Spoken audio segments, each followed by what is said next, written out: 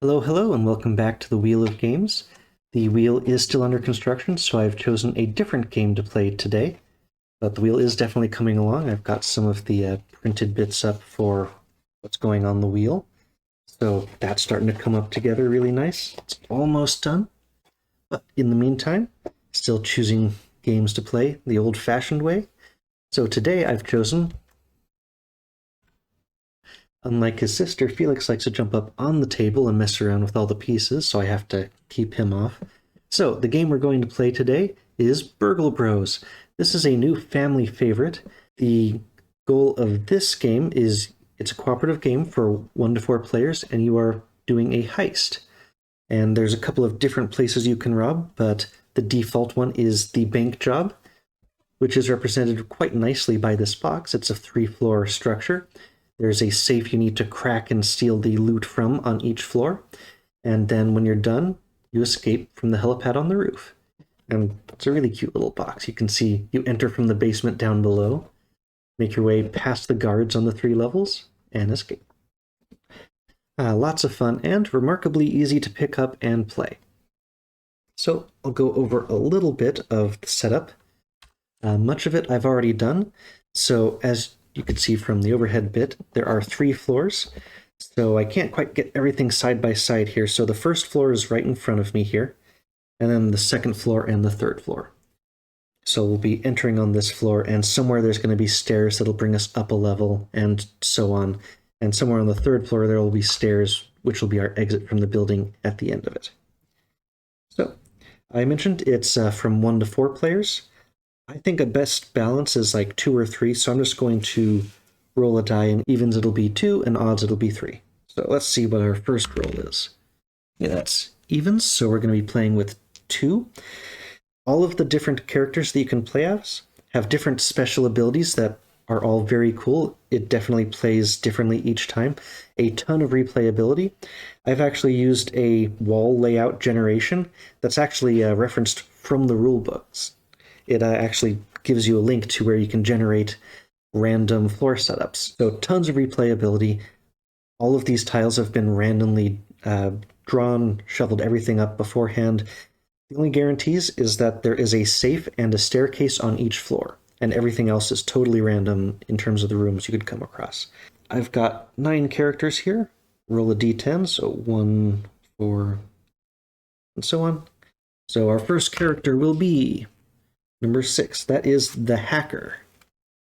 And our other character will be... we got another 6. So who moved up? Well, I guess that's the acrobat. So we've got the acrobat and the hacker is who we're going to be playing with today. Okay, one aspect of setup I almost forgot about was based on the number of players you have, you discard cards from the patrol decks to balance for having fewer players. So when you're playing with only two players, you discard from the deck of 16 cards from each floor down to 10. So I've got extra cards from each floor that are off to the side. Be right back with the rules explanation in just a moment. Our goal is to steal a treasure from the safe on each floor in this bank. So in order to learn how to do that, we need to look at what makes up a turn. So every turn, a character can take up to 4 actions. You don't have to use all 4, but you don't get to save any leftovers for a future turn. So the first action you can take is move. And go to the overhead view. So these are our 2 characters, the acrobat and the hacker. Use the acrobat because he shows up a little bit better. In order to move, you can move to an adjacent tile, but not through a wall. That's what these little wooden pegs represent, are walls. Any room that you're in will be revealed. We haven't explored anything yet, so everything's currently face down. But you can move into a room that you haven't revealed yet. You could be taking a risk. Maybe there's like a laser trap or something that could set off an alarm, or it could just be an empty hallway with nothing in it. So you can always at least attempt to move into an adjacent space, even if it's not revealed yet. So faster, but maybe risky. How do you go about more safely? Well, you can use a peek action. So what peek will allow you to do is you can flip over a tile that is next to you, but again, not through a wall. so you can see what it is before you move there. Slower, more methodical, safer. So next, hacking a computer. Some rooms are computer rooms that control a different type of alarm. You can see over on the right side, all of those rooms in red are different types of alarm rooms. Actually, that card on the right shows every type of room that exists. There's 48 tiles, so add all those up, you'll get 48. So this is a nice reference to what could be in the building. So 3 of those types of alarm rooms have different computer rooms that can control them. And if you're in one of those rooms, you can take an action to add a little hack token to the room. Show what those look like. Little hack token. And then whenever you would set off an alarm of that type, you can discard one of those tokens instead. So hacking computers gives you like buffers against one type of alarm. Not all the alarm rooms have those computer rooms that you can hack, and you have to find the computer room first. If you're really unlucky, maybe they'll all be on the 3rd floor or something, and you won't find it until way too late. The last 2 actions have to do with actually hacking a safe or cracking a safe. In order to crack a safe, you need to find the combination. And the combination to the safe, let's just say, for example, that this room right here is where the safe was. So the combination to that safe is made up of the numbers of the other rooms in its row and column. So it will make up 6 digits. You might have repeated numbers, but just for an example, let's say it was 1, 2, 3, 4, 5, 6. There's little numbers in the corners of each tile. You need to first know what those numbers are, which means you need to reveal those floors or those tiles to see what's actually there, and then you have to add dice. So for 2 actions, you can add a die to that tile. So that's what these little green dice are for. So spending 2 actions gives you a die that you can roll against that safe. If you spend all 4 of your actions on a turn, add 2 dice. The last thing you can do is roll the dice that are on that safe. So if this tile was revealed to be a safe, and we had these 2 dice on it, then we could roll those 2 dice and see what numbers we could get out of it. So in our example where we had each number 1 through 6, we just rolled a 3 and a 5. So we could place these little safe tokens on each one on each room that matched either the 3 or the 5, because we have cracked those numbers. But we would still need to keep rolling until we hit every number in that combination. So whenever you roll like a 3, you get all instances of that room in the rows and columns for that safe. So once you have successfully put one of these little tokens on each room in that row and column, you have cracked the safe, which means you get to take a treasure card and a tool card. So tools all have unique, some kind of special beneficial ability. We don't see very many of them in a game, so I'm not going to go over every possibility. We'll see what we eventually interact with, and I'll explain each one as we get to it. Likewise, for the treasures, there's plenty of cards in this deck, but we're only ever going to open 3 safes in this particular building. Again, this is for lots of replayability, and the treasure cards, unlike the tool cards, all have some kind of nasty effect that you get for carrying them. Like, it's heavy, so it reduces the number of actions you have, or it's really sparkly, so it makes you more visible to the guards patrolling the building. The treasures act as a escalating effect, where the more of them you've picked up, the harder it is to keep going through the building. You have to get the treasure from each of the 3 floors, and one of the tiles on each floor is guaranteed to be a stairs tile, which means that, let's say it was this tile, it would be adjacent to the room in the same position on the next floor. So like the stairs up would be here. So we would put this is where the downward stairs are, and then those 2 rooms are connected. Likewise, second floor will have a stairs up to the 3rd floor.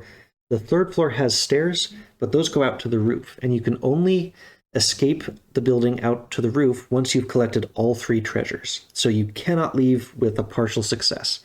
It's all or nothing. If any character gets caught by the guards, then the game is over. Anyone getting caught will end it. You can't get just one person escaped. You may notice I've got these little tokens down here underneath each character. These are called stealth tokens. They're sort of like extra lives.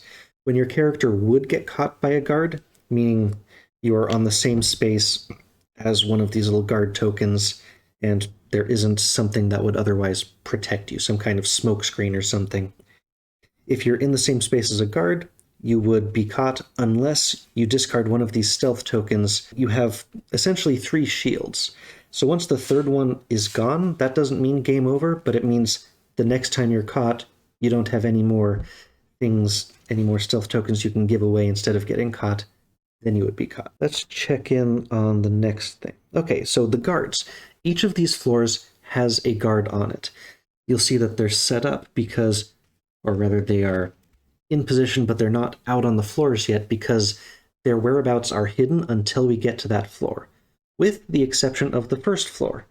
The first floor, actually part of the setup, is you reveal his starting location. So D3 is going to be down here. And with that knowledge, we're able to choose which tile we want to bust into the place from. Honestly, that seems like a really good target. We choose where we want to come into the building, and then we draw what his first destination is. And we can use the first floor guard as a good example. So now he wants to go to A2, which is over here. So the red die is his current destination. He's just patrolling randomly. Each one of these cards in the deck corresponds to a different tile on the grid. So when I say we started with 16 and we discarded 6 down to 10, that means that not every tile is going to be represented in this deck. We've already discarded 6 of them randomly. But we do know that he will not go back to the same location until he's exhausted this deck and we've reshuffled it. He will continue to move.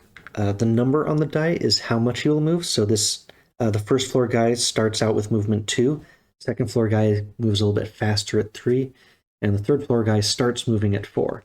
So the number on the die is how many spaces he will move towards where the die currently is. Once you've exhausted one of these decks and you need to draw a new card to reshuffle, they accelerate and they start going faster and faster and faster. So you cannot just sit around waiting for the perfect time to dodge the guards. You have to move and get past everything. If they come across your space, so if you're ever on the same space, even if it's in the middle of their move, they don't have to end on you, even if it's during the movement. That's how you would lose a stealth token. You can also choose to move into the guard's space, maybe sacrificing one so that you don't get stuck in a really terrible spot. So you can choose to move through the guard and lose a stealth token. If there's like an equidistant kind of a thing, they go clockwise to break ties. We're not going to reveal where the other guards are until we first move to that floor. And I've definitely hit it in the past where you come up on the tile and that's where the guard is. It sucks. There's no way to avoid it when that happens. That is how the guards work, but when do they move? So after a player has done all the actions they're going to do on their turn, if you've only taken 1 or 2 actions, or potentially 0 actions if you just stay put, you need to draw one of these event cards. These have random things. Some of them might be good, but mostly it's chaos, which when you're doing a carefully orchestrated heist could be bad. It's definitely some random stuff, so you are incentivized to use your actions. This is another thing discouraging you from just standing still. And finally, after you have done your actions, maybe drawn an event, that's when the guard on your floor moves. Now, the guard on your floor part is very important because this incentivizes the players to split up across floors. Because if we're both on floor 1, this guard is going to be moving after each player's turn. This is especially a big deal if you're playing with like 4 characters, because the guard will move 4 times before you get to move again. But if you're spread out across the different floors, then you can really control how the guards move, when they're going to move. Let's go over what the characters specifically can do. So, mentioned before, let's see what our special abilities are. Each character has a sort of advanced rule variant, but they recommend you start with the basic ones. If you're really familiar with the games, or how the game works, the gameplay, you've played a few games, then they encourage you to try out the other sides. But the acrobat, he has a very powerful, unique ability in that he can move into a space where the guard is as a free action and doesn't lose stealth. So he can sort of sneak by either behind them or crawls up on the wall. He can sneak past a guard, which is unique to him. Normally, guards, you have to lose stealth to get by them if you're like going past a corridor, but the acrobat is the one who can move past a guard without losing stealth. But he has to leave that space. He can't stay in the same space as the guard or the guard will notice him. So he can free action move into the guard, but then he has to continue moving past the guard out again. Now the hacker has special abilities to get past some of these trap rooms. So he doesn't trigger fingerprint, laser, or motion tiles. And as long as he's on the tile, other players don't trigger them as well. So essentially, those alarm rooms just don't work against him.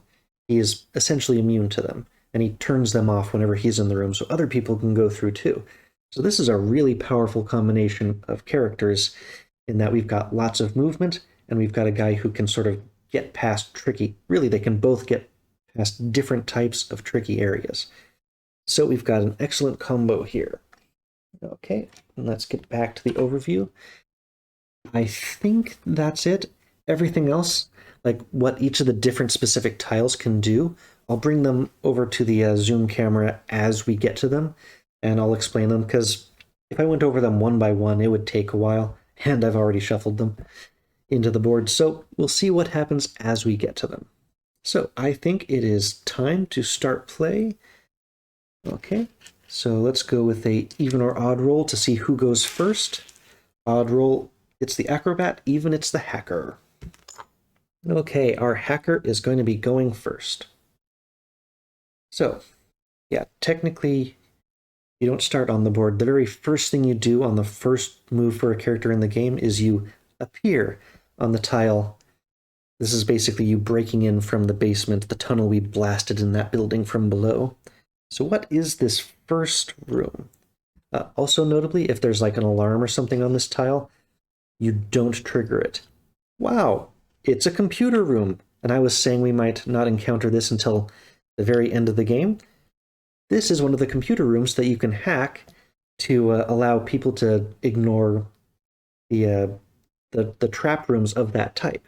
So there are fingerprint sensors scattered about the building, and they're actually one of the nastiest ones because unless you can ignore them like the hacker, just moving into that tile sets off an alarm.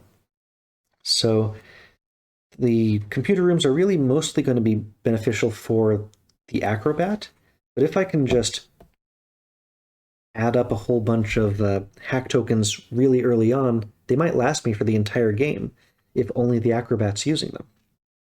So appearing on that tile did not cost my first action. This is sort of a free entry into the building. So we've got 4 actions left. I can spend any number of them inspecting, but let's take a closer look at what this building really looks like. So we started in this cubby room, which is relatively safe. The only time the guard will ever move to this tile is when he's moving specifically to this tile. So it was very safe, unlikely that he'll even run across it. There's a chance it's not even in the deck because we've discarded some for the number of players. So I definitely want to peek. Information is crucial here. You never know where the safe is going to be until you've found it, so you don't know if, oh, like what if we need to find these tiles?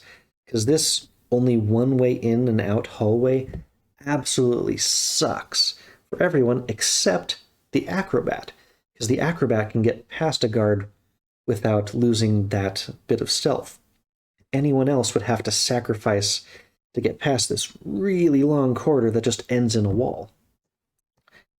So that's definitely going to be a challenge. I think I'll sort of send the hacker looking at the west side of the building, and I'll send the acrobat to sneak by the guard and recon this area. So first action was a peek. We've encountered the laboratory. So a laboratory, the first player who enters this space gets to draw a tool. So this only fires off once in the game. There is some kind of tool hidden in here, and as soon as we move into it, we get to take it. So action number 2, we get our first tool. And what have we found? We have found roller skates. So Whoever has this card can discard it to get 2 additional actions this turn. Basically, you're moving a little bit faster. So the hacker is holding on to the roller skates. We'll just set it underneath him. There's no limit to the number of items you can have. It's actually fairly rare to get items. The laboratory is one of only a couple of ways to really get them. So you typically don't have a ton of them. You can swap items. It doesn't cost an action as long as you're in the same space and it's one of your turns, one of the turns of the players who are swapping items. So we peeked, we moved, and I can do 2 more peeks. Because this guy's moving slow, he's not, like, I'm going to get to move again before he would get close enough to threaten me. So let's do 2 peeks. So we found a walkway. This is more of a big deal on floors other than the first floor, because if you move into this space blindly, you fall down a floor. So if you're on the second floor, oops, you tripped, went over the railing, and you smack down on a lower floor. If you're on the first floor, it doesn't make a difference. And if you've already peeked to see what that tile is going to be, then you're not surprised and you don't fall down. So we've got a walkway. And I'm also going to peek for his last action at this tile, which is right in the middle of everything, because you pretty much have to go through that tile, and it's one of those fingerprint alarm rooms. So the text on this tile is, just as soon as you enter this room, you trigger an alarm. All right, and I didn't talk about how alarms work. So alarms naturally attract the guards. So if, for example, we did go into that room, we put one of these alarm tokens, and the guard immediately gets redirected to wherever the closest alarm is. So he would essentially forget about where he's going, and he would be attracted to there. Also, for each alarm that's active on the board, you can, or on his floor, you can have a whole bunch of them. He gets an additional movement because he's rushing to check out what that alarm was. So it sucks to just run across something like that blindly. So it's very good that our hacker discovered that, because now we know that we want to have the hacker get some hacks on the fingerprints before we send the acrobat around past there. Otherwise, the acrobat might set off an alarm. So that was an excellent find. And that was his 4 actions. So we don't need to draw an event. He did a full 4 actions, not 2 or less. So now we move the guard 2 spaces towards the alarm. And now it's the acrobat's turn. He appears on the entry tile into that fingerprint computer room, and now I know I need to hack the heck out of this room. He's going to spend his entire 4 actions just placing hack tokens on the computer room. You can have a maximum of 6 hacks on any one computer room. There's a total of 3 different computer rooms for different types of alarms. So now we have 4 hacks in place. So now on a future turn, if he went into the fingerprint room, I could discard one of those hacks instead of triggering the alarm. So that's an excellent turn for him. He also, no event. So the guard moves 2 more spaces towards his current patrol destination. And it is the hacker's turn. So the hacker could move freely through there, because his special ability is to ignore fingerprint laser emotion tiles and deactivate them while he's on the space. So he could, I think, like move right to there. He can sort of peek at those and then continue moving or move back in relative safety. So we'll move to there. Let's scout ahead for the acrobat. This is a motion sensor. So to show what this one is, this kind of alarm will trigger unless you stop on it. So you have to end your turn, end your movement, that is, on this tile, or you'll set off an alarm. So it's nice if that's like your 3rd or 4th move, but it can suck if it's your 1st move. So multiple alarms right in the way there. Maybe I want to send the hacker back there instead of the acrobat. Although, as already explained, the acrobat's the only one who can get past this guard, and this guard may just be going back and forth through that big hallway. So that was his 2nd action. 3rd action, let's do 1 more peek. I don't want to end the hacker there or there, so let's see what's up here. Okay, we found a camera tile. So camera tiles What these do is any guard who is on a camera tile, and you can see that from the little explainer that there are 4 different camera rooms. So the camera rooms are all connected. If a guard on any floor is on a camera tile, then they can see all of the other different camera tiles. So if a guard on the 3rd floor is on a camera tile, and our character on the 1st floor walks over the camera tile, we don't lose a stealth, but it triggers an alarm on the camera tile we just walked across. So they can be dangerous, but if you're lucky, no alarm will come across. But you have to really pay attention to where all the camera tiles are because they're connected. So there's a total of 4 of those, and we found the first one. Now, I think it would be safe to move our hacker there because we don't have any other cameras on the board, and it's very unlikely that the guard's going to move to there. And even if he does, by the time he gets to there, actually he might end up going there, but he also might end up going to the laboratory. So let's move our hacker back down to the laboratory. So that was all 4 of his moves. Yep. He move. Yeah, he'd already peeked that, so he moved, peeked, moved back. Right. Okay. So we end his turn, the guard moves, and now because the guard has reached his current destination, we draw a new one. Now he is going to A3, which is right next door.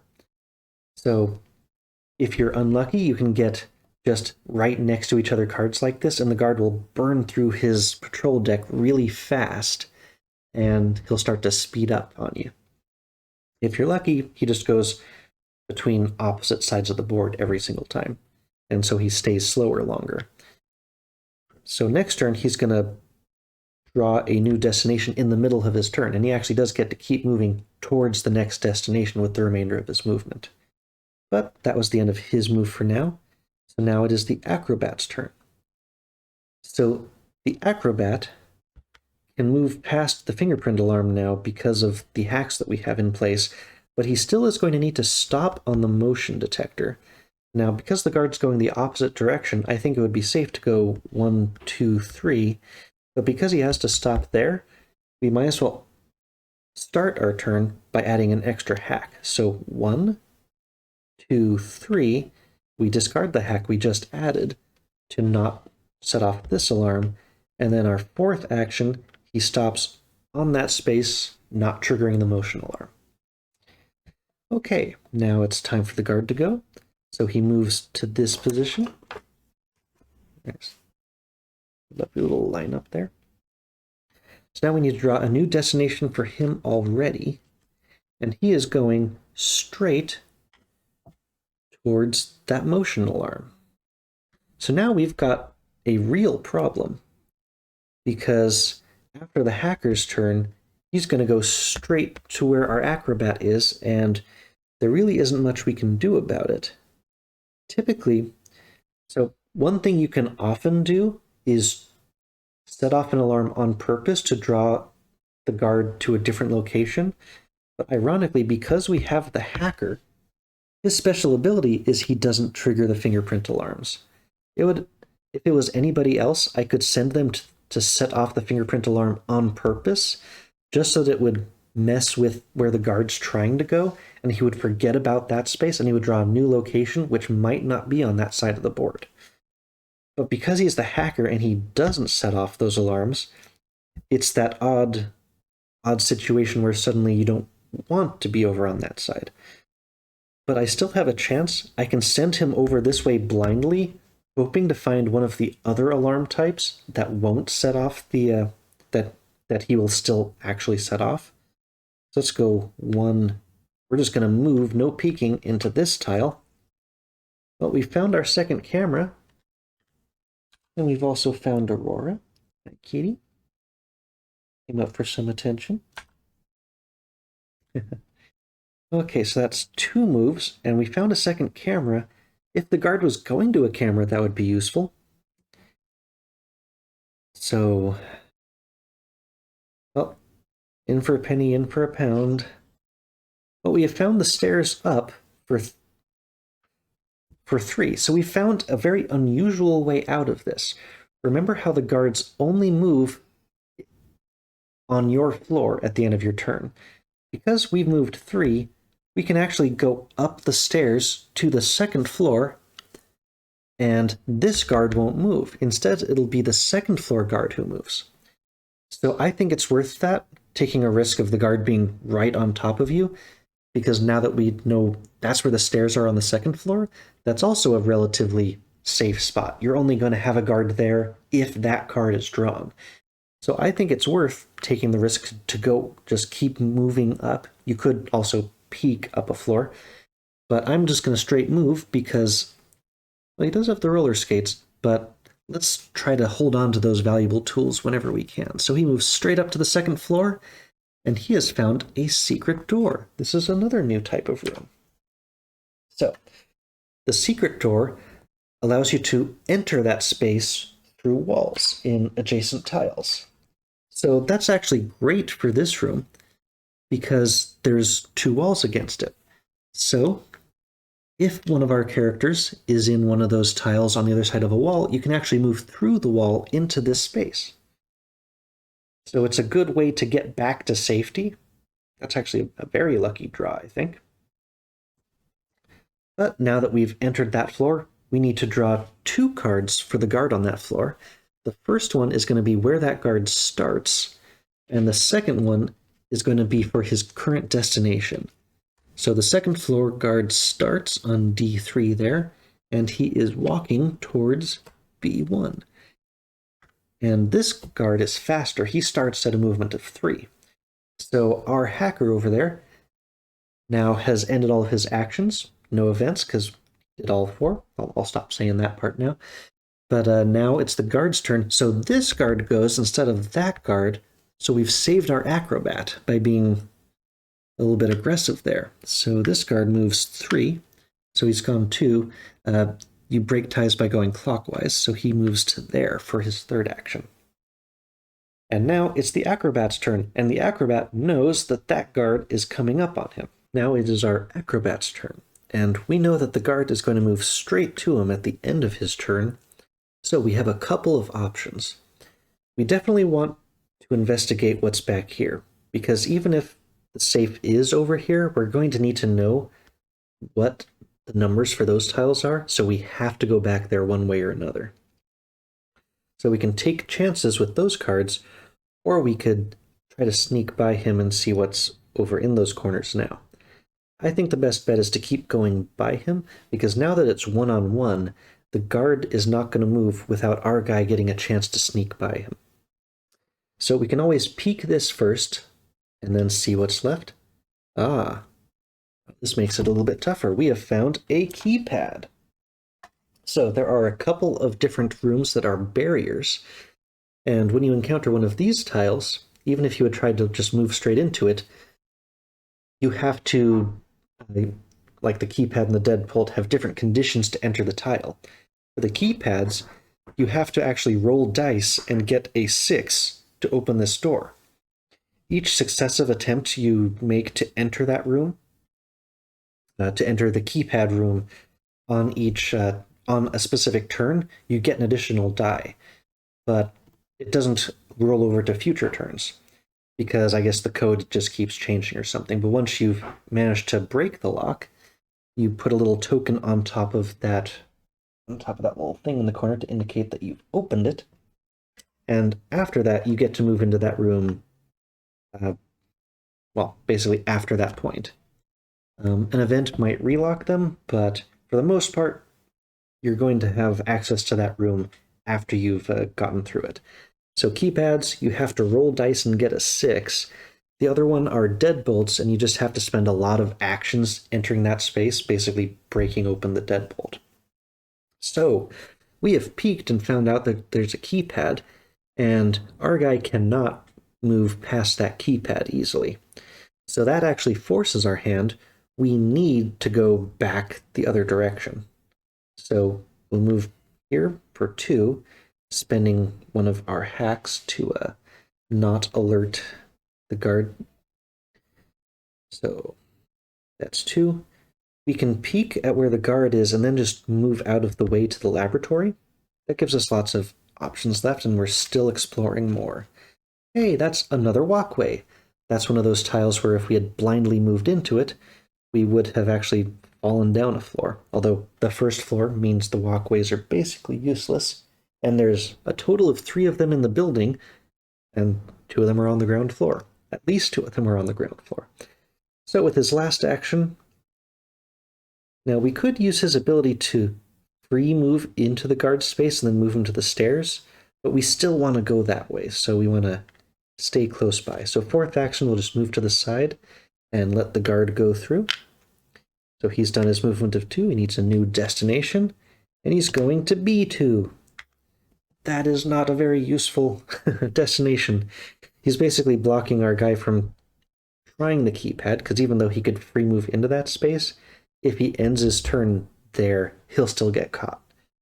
So, not great, but we haven't lost any stealth yet, and this guy's still moving slow, so we have a lot of time to play with him with our acrobat. Yep. One interesting, neat thing about these barrier doors is if the guard happens to be standing on them, you can sneak by them. So, like, anyone but the acrobat would have to sacrifice a stealth to run by the guard. But those rooms are essentially open when the guard is standing on them. So if the guard happened to be standing on the keypad, we could actually use our acrobat's ability to free move onto that tile with him and then keep going on past him.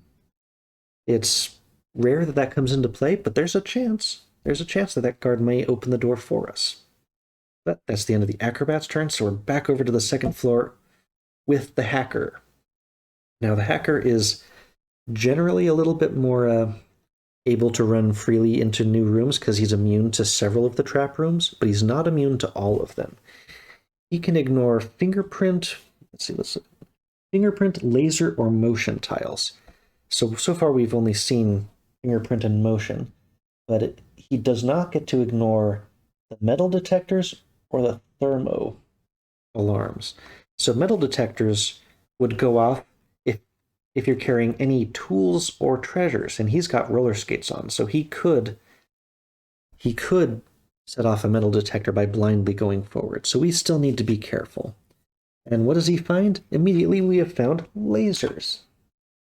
So thankfully this is a type of room that he gets to ignore, but the lasers, you have to spend 2 actions moving into the room because you're trying to contort around the lasers.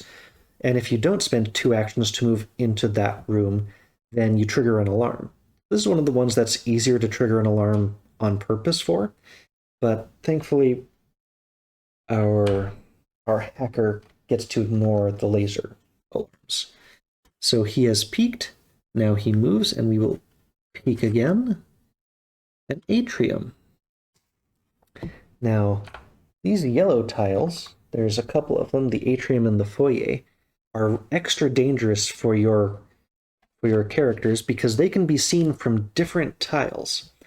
So on the card it says that you can peek up or down. So from this tile he could actually peek. So from that space he could peek down and see that there's a walkway. He can also peek up and see what that tile is. But likewise, guards that are on either of those 2 tiles on the other floors can see your space, which means you can lose a stealth from the other floor. Like if the guard happens to patrol past that spot on the other floor, because your characters are split up, you can get seen from the wrong floor. So it's very, very dangerous. Sometimes it does depend on where the room placement is, but that atrium tile is a little bit dangerous. Now, because only our hacker is on this floor and that guard is moving away from us, I think it is still safe for us to move onto that atrium. But this 1st floor guard, if he moved onto the walkway while we were there, we would lose a stealth. So something to keep in mind. But that was all 4 of his moves. So 2nd floor guard needs a new destination, and he is going to our exact location. Oh wait, no, not the exact location. So that was actually 1, 2, 3, and he needs another new destination. So he's gone through 2 cards in 1 turn. But now he's going to the far side. And now let's take a look at this second floor and see what we've got here. We have a couple of nice corners over here, sort of a big open area, and then this corridor on the far side that's a bit more difficult to get through. At the very least, you can move from one side to the other to try to dodge guards. So definitely once we get past this one choke point where the guard is currently standing, it'll be a bit easier to move around the guard and dodge him, I hope. So that was the end of that guard's movement. Now we're back down to floor 1 with the acrobat. So, like I was saying before, that guard is really in our way, and we also have no idea where he's going to move for his second action. He could go in any direction.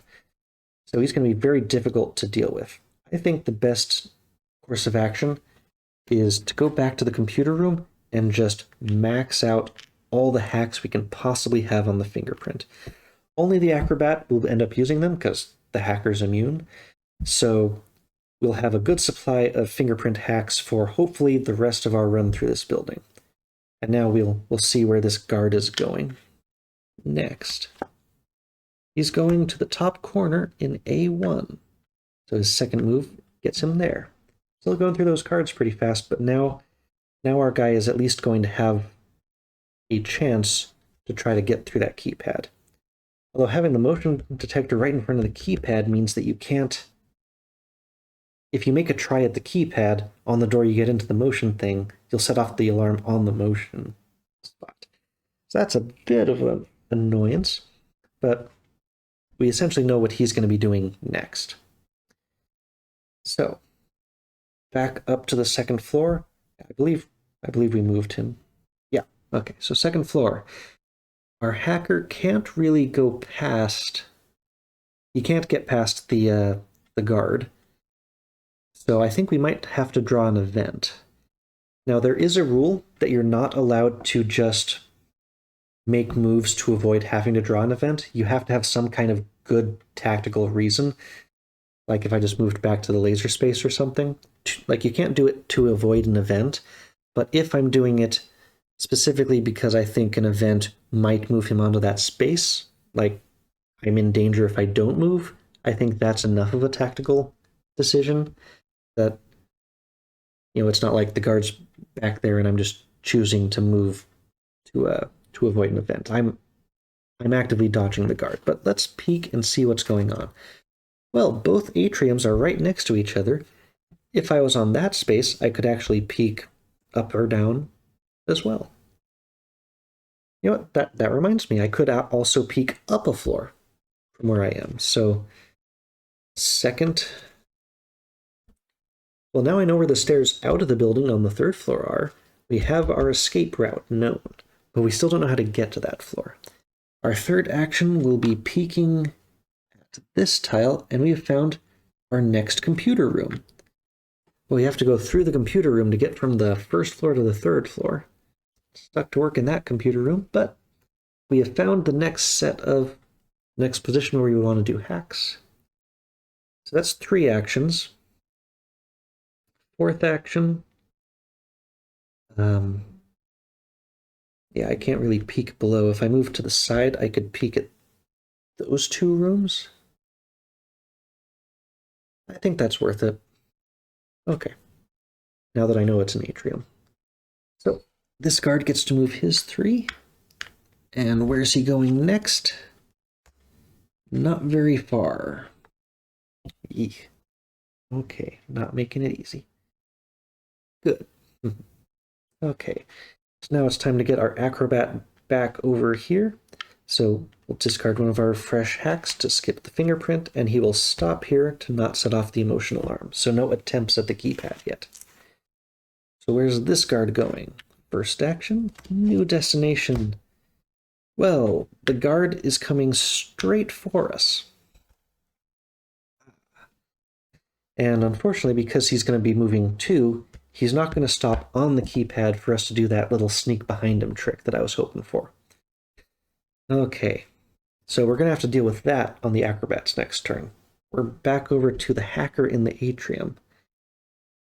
And he's in a very dangerous spot because this guy's going to move 3, so 2 to there, and he'll end up on one of the spaces next to it, which could be the computer room. So the computer room, not safe.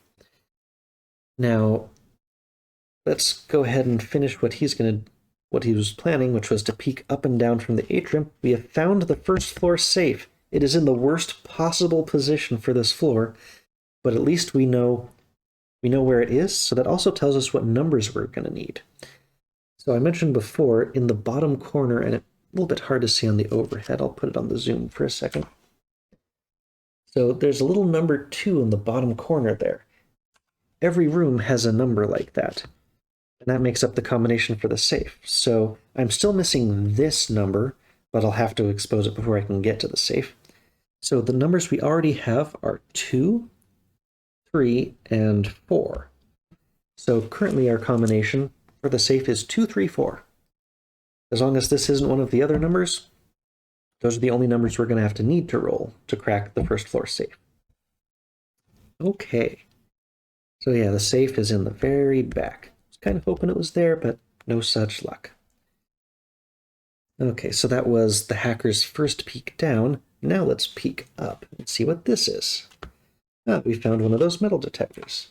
So if your character is holding either a tool or loot, forward, backward, amusing, the metal detectors will go off and trigger an alarm. That particular one cannot be hacked, not even by the hacker. The only way to not set off an alarm by going through that tile is to not have a tool or treasure on you. Okay, so our hacker has moved 2.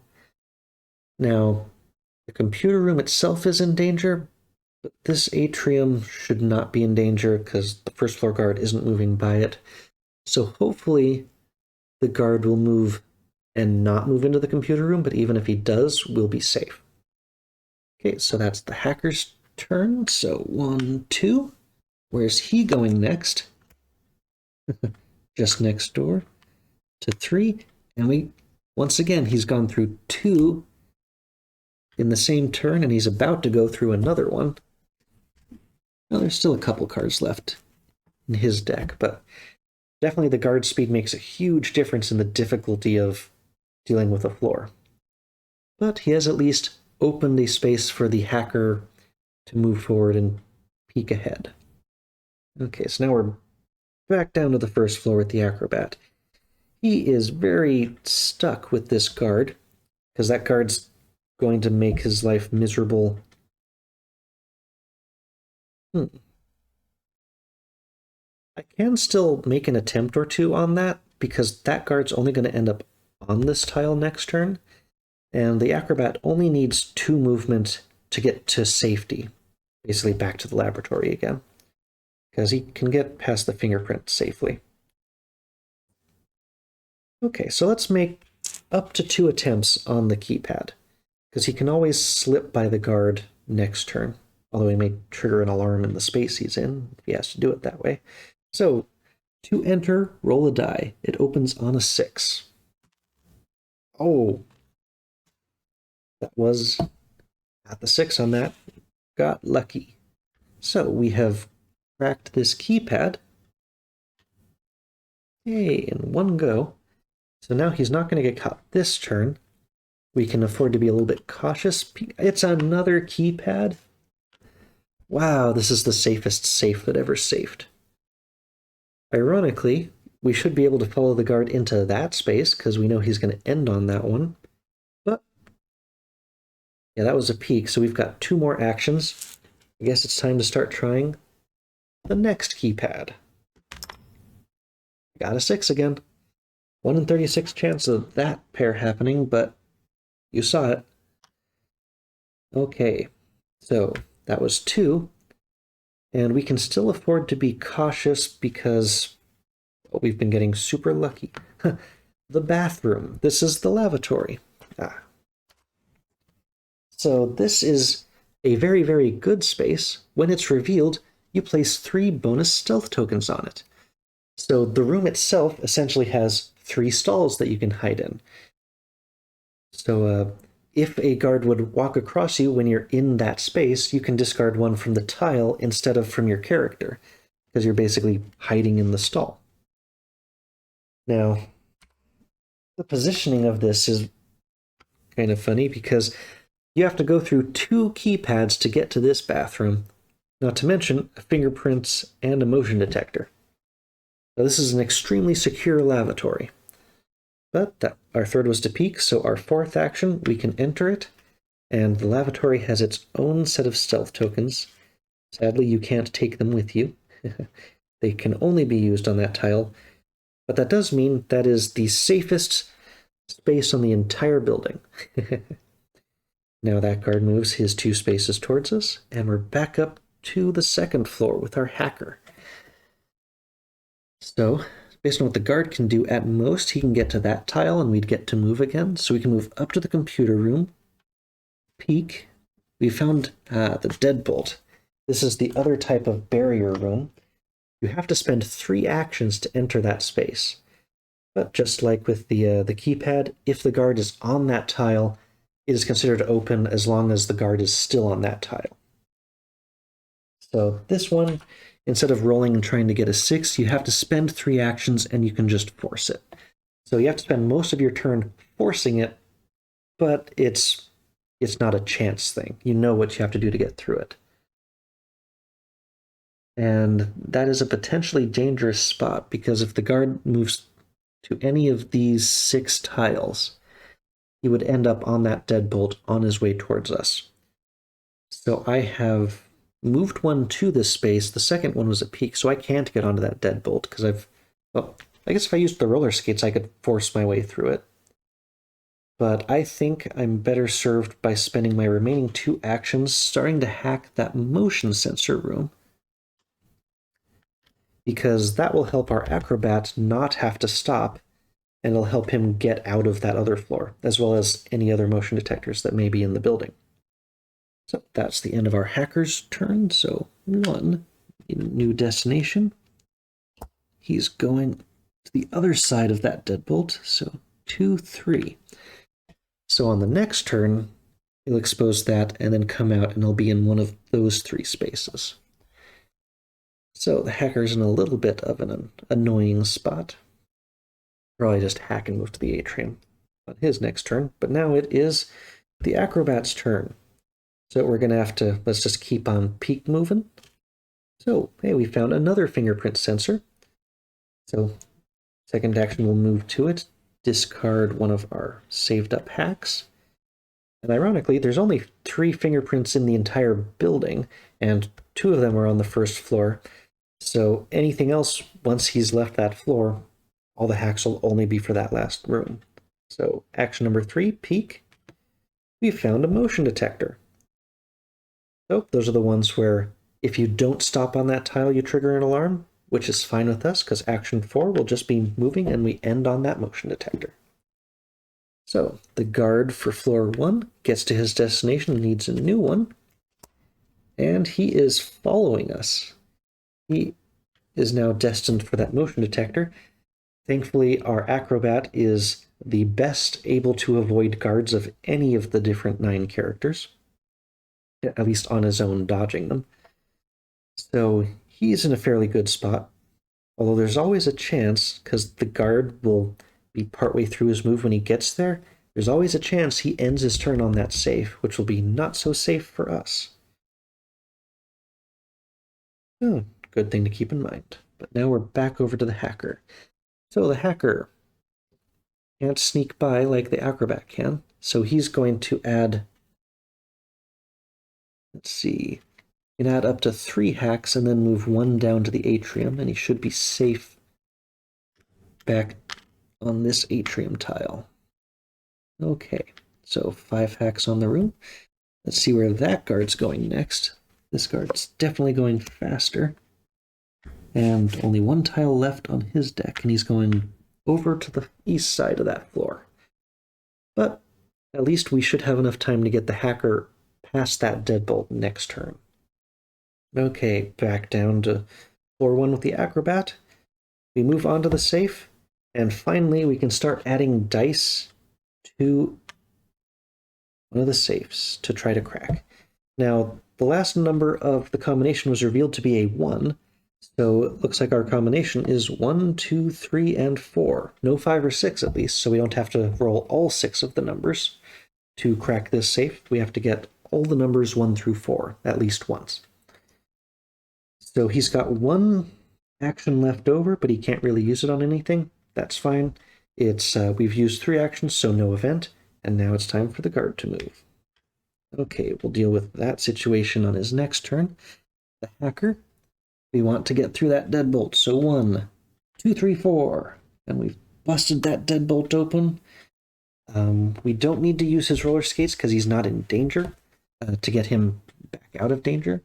So that guard moves 1, 2, and now he's going to the atrium down there, so 3.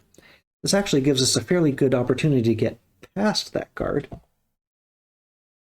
But, because we know he's going to go past us, so we can zip around him and figure out what else is on this floor. But as soon as he gets to that spot in 2 turns, we'll have to shuffle, and his speed will go up to 4. I'll pause really quick while I shuffle his deck. You don't need to do it until you need to draw the card, but I'll just do it now. Okay, I shuffled the second floor guard's deck.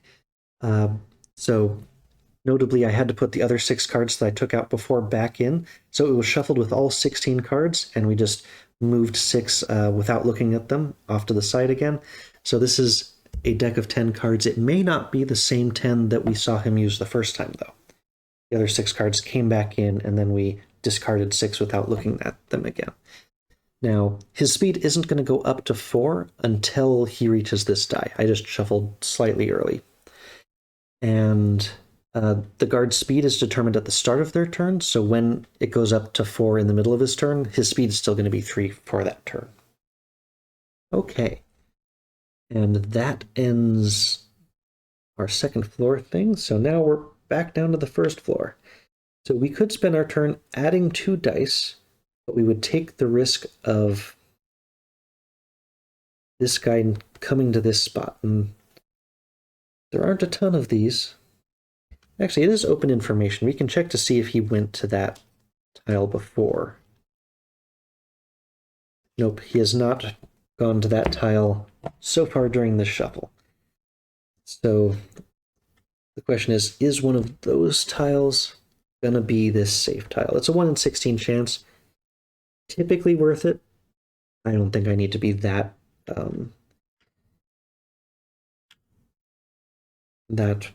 super duper worried about it. But if I did want to be, ironically, yeah, I've got motion skips now, so I could move 1 to there, free move past him. It would be space 2 to get to there.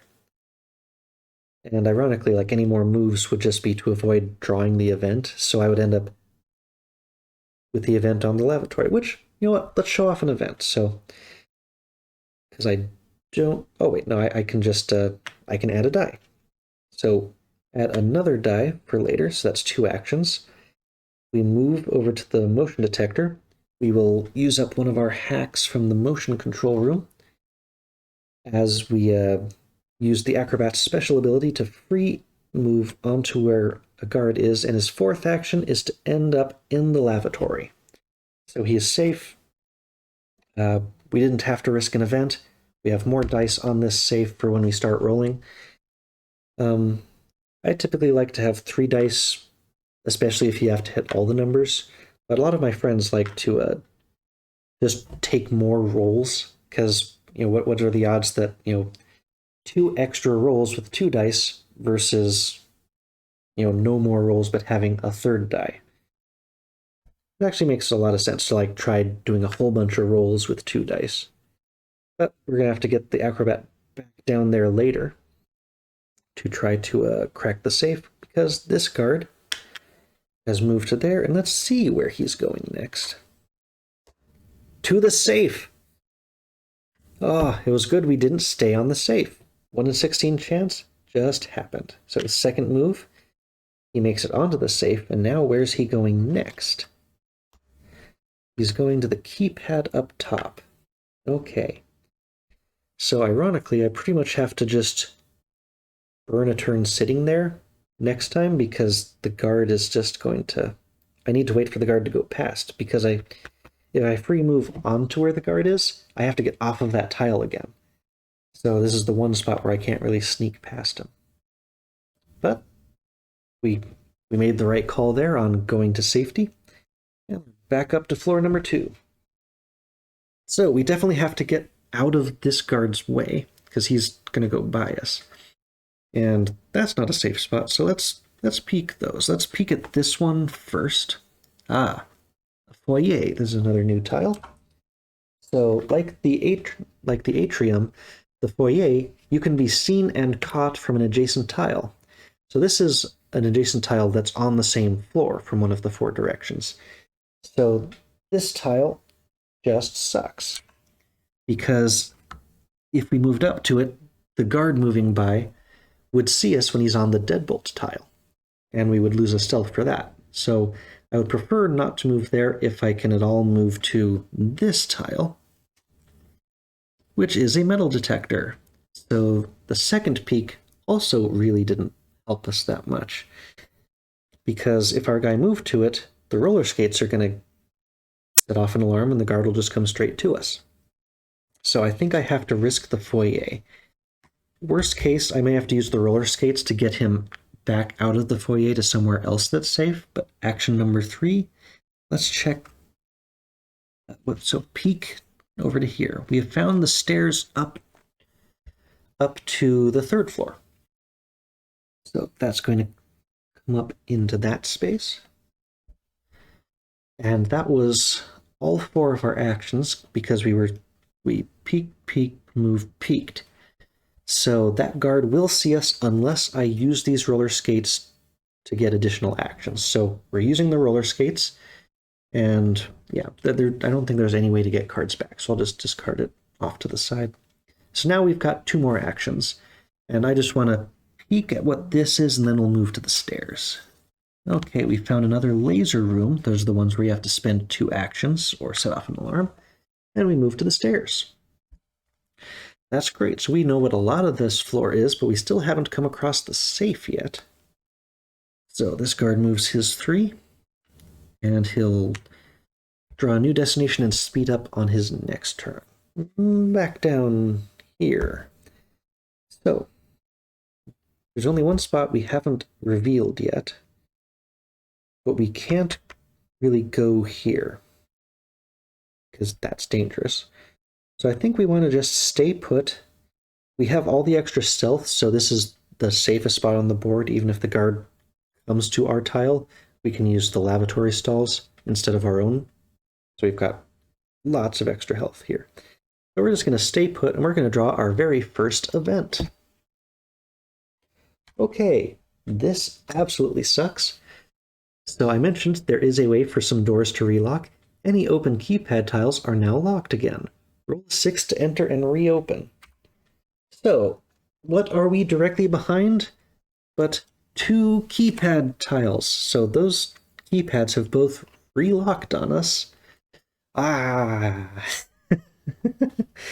That's some terrible luck, but worse things could come out of those events. If we hadn't seen any keypads or we hadn't bothered unlocking them, that wouldn't have even mattered. But for this time, oh, it's going to make getting out of here tougher. But at least our acrobat is good at dodging guards. Okay, so the guard moved his 2. That's the end for the first floor again. So we know this guard's going to start speeding up after this, but he's still going to be down there for this turn. So let's get as much explored as we can. So peek. We have found the safe. It's right in the middle of the hall this time. Interesting. There's also a pretty good hidey spot right next to it. So that was a peek, move, and I'm going to peek, because that's going to give us the rest of the combination for this floor's safe. It's another foyer. As foyers go, that one's not bad, because it can be seen from adjacent tiles, but not through the walls. So that foyer can be seen from the safe, which means you can't sneak into that cubby to hide like you normally would. So that makes that cubby kind of sucks. So that was 3 and 4. We'll peek here. We found a thermo alarm. So this is the last of the basic types of alarms. If you stop on that tile, you trigger the alarm. It's the exact opposite of the motion detector, so you just don't want to end your turn on the thermo detector. That's also the other one that the hacker can't do anything about. He does not ignore the thermo alarm. So this guard moves, and now we need to draw a new destination. So shuffle, shuffle, shuffle. Now he wants to go to the space that he's on, which is, it can only happen like between shuffles, but the exact same card just came out at the top of the second one. So we draw again. And he wants to go to C3, which is that terrible, terrible foyer. So his last movement of that turn was there, and from now on, he'll be moving 4 each turn. So he'll be able to make it to the foyer on his next turn. Yeah. Okay, and the numbers that we need to roll for the second floor alarm, I see a 1, 2, 3, 4, and 6. So every number but 5. That one's got a more difficult combination, purely by chance, that we're going to need to break through to get that safe. Okay, but at least we found it, and theoretically, we never even have to look at those other tiles. It can be nice because you know exactly like how many of each thing there are, so knowing what those tiles are can inform us what's on this last floor, which is usually the most difficult one. So we don't have to explore those. If it's convenient, it may be a good idea to do so. Okay, so we've moved that guard. So now we're back down to floor number 1 with the acrobat and the annoying guard and all the keypads. So now it is time to use the acrobat's free action to move onto the tile with the guard. We have to discard another one of these fingerprint hacks to not set off an alarm on that tile. Although I guess if the guard's there, really all it would do is wipe out his current destination. He would draw a new one. Nah, we have plenty of hacks. So that was a free action. So we have our first action is to move onto that motion, and we don't want to stop there. So we'll discard one of these hacks from the second floor. So now we've made it back to the safe. We have 2 more actions. I'm going to put the third die on, and now after this point, I'm going to start rolling to get those 1 through 4 on future turns. So that's the acrobat. His guard moves, and now back up to the 3rd floor. So we know the guard's going to move through the space with the safe on his turn.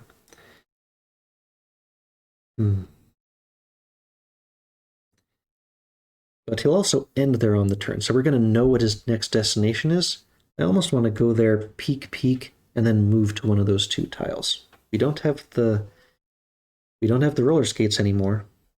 The alternative would be to add a die where he is and then move just 1 over to the stairs to safety. I think that's more prudent. I don't want to be prudent today. So we're going to move over to that thermo tile. We have found, one of the last spots we haven't seen before. This is a special tile called the service duct. There are exactly 2 of them in the building, and regardless of what floor they're on, they are connected to each other. So if we found, like if this last tile on the first floor was the service duct, you could move straight from one tile to the other. If you discovered like floor 1 and floor 3 service ducts, you could move between them as though they were right next to each other. So we found a service duct, which is also a spot we can hide on, because that's not an alarm space. So 3rd action, we have found a walkway. If we had just walked straight onto it, we would have fallen down there. And now we've found all the walkways, so we know that that's not something we can randomly run into on the 3rd floor. And for our last action, well, we don't want to stay where we are, but I think we're going to be safe enough, like we could run to the service duct if we needed to, that I'm going to move there, and I can scout out what that last tile is, just so we have knowledge of the building. Okay, that was all of his 4, so now the guard moves his 4, and we get a new destination, A2. He's going over to the metal detector. So we have a little bit of safety for our next turn. Okay, back down to the 1st floor. It's time to start rolling for cracking the safe. So I got 3 dice here. I rolled a 1, a 3, and a 4. So we've knocked off most of the numbers here. Everything but the 2. And these little green markers are really just to remind us of what we've already rolled. So those last 2 spots are for a 2. So that was our first action. It's only 1 action to roll the dice that you've already added onto it. So the second action, where you just need a 2. No 2. Third action, we just need a 2. We got a 2. Okay, so we have cracked the first floor safe. Now, a number of things happen here. So, when you crack the safe, you draw 1 treasure and 1 tool, and also the guard die for the current floor that you're on, and for each floor below that goes up by 1. So this guard goes up from 2 to 3. When you crack the safe on the second floor guard and the first floor guard go faster, and so on for the third floor guard. So we've moved that up, and let's see what we've just picked up. So we just picked up, looks like the first treasure is a chihuahua, which was apparently in a safe. So at the start of your turn, roll a die. On a 6, you get an alarm on your tile. So you have a random chance of just bringing the guard straight to you at any time. This treasure sucks so bad. It's just a 1 and a 6, but you have to be prepared for the guard to come straight to you. Oh, it's awful. And alarms also speed up the guards. But the tool we got was a stethoscope.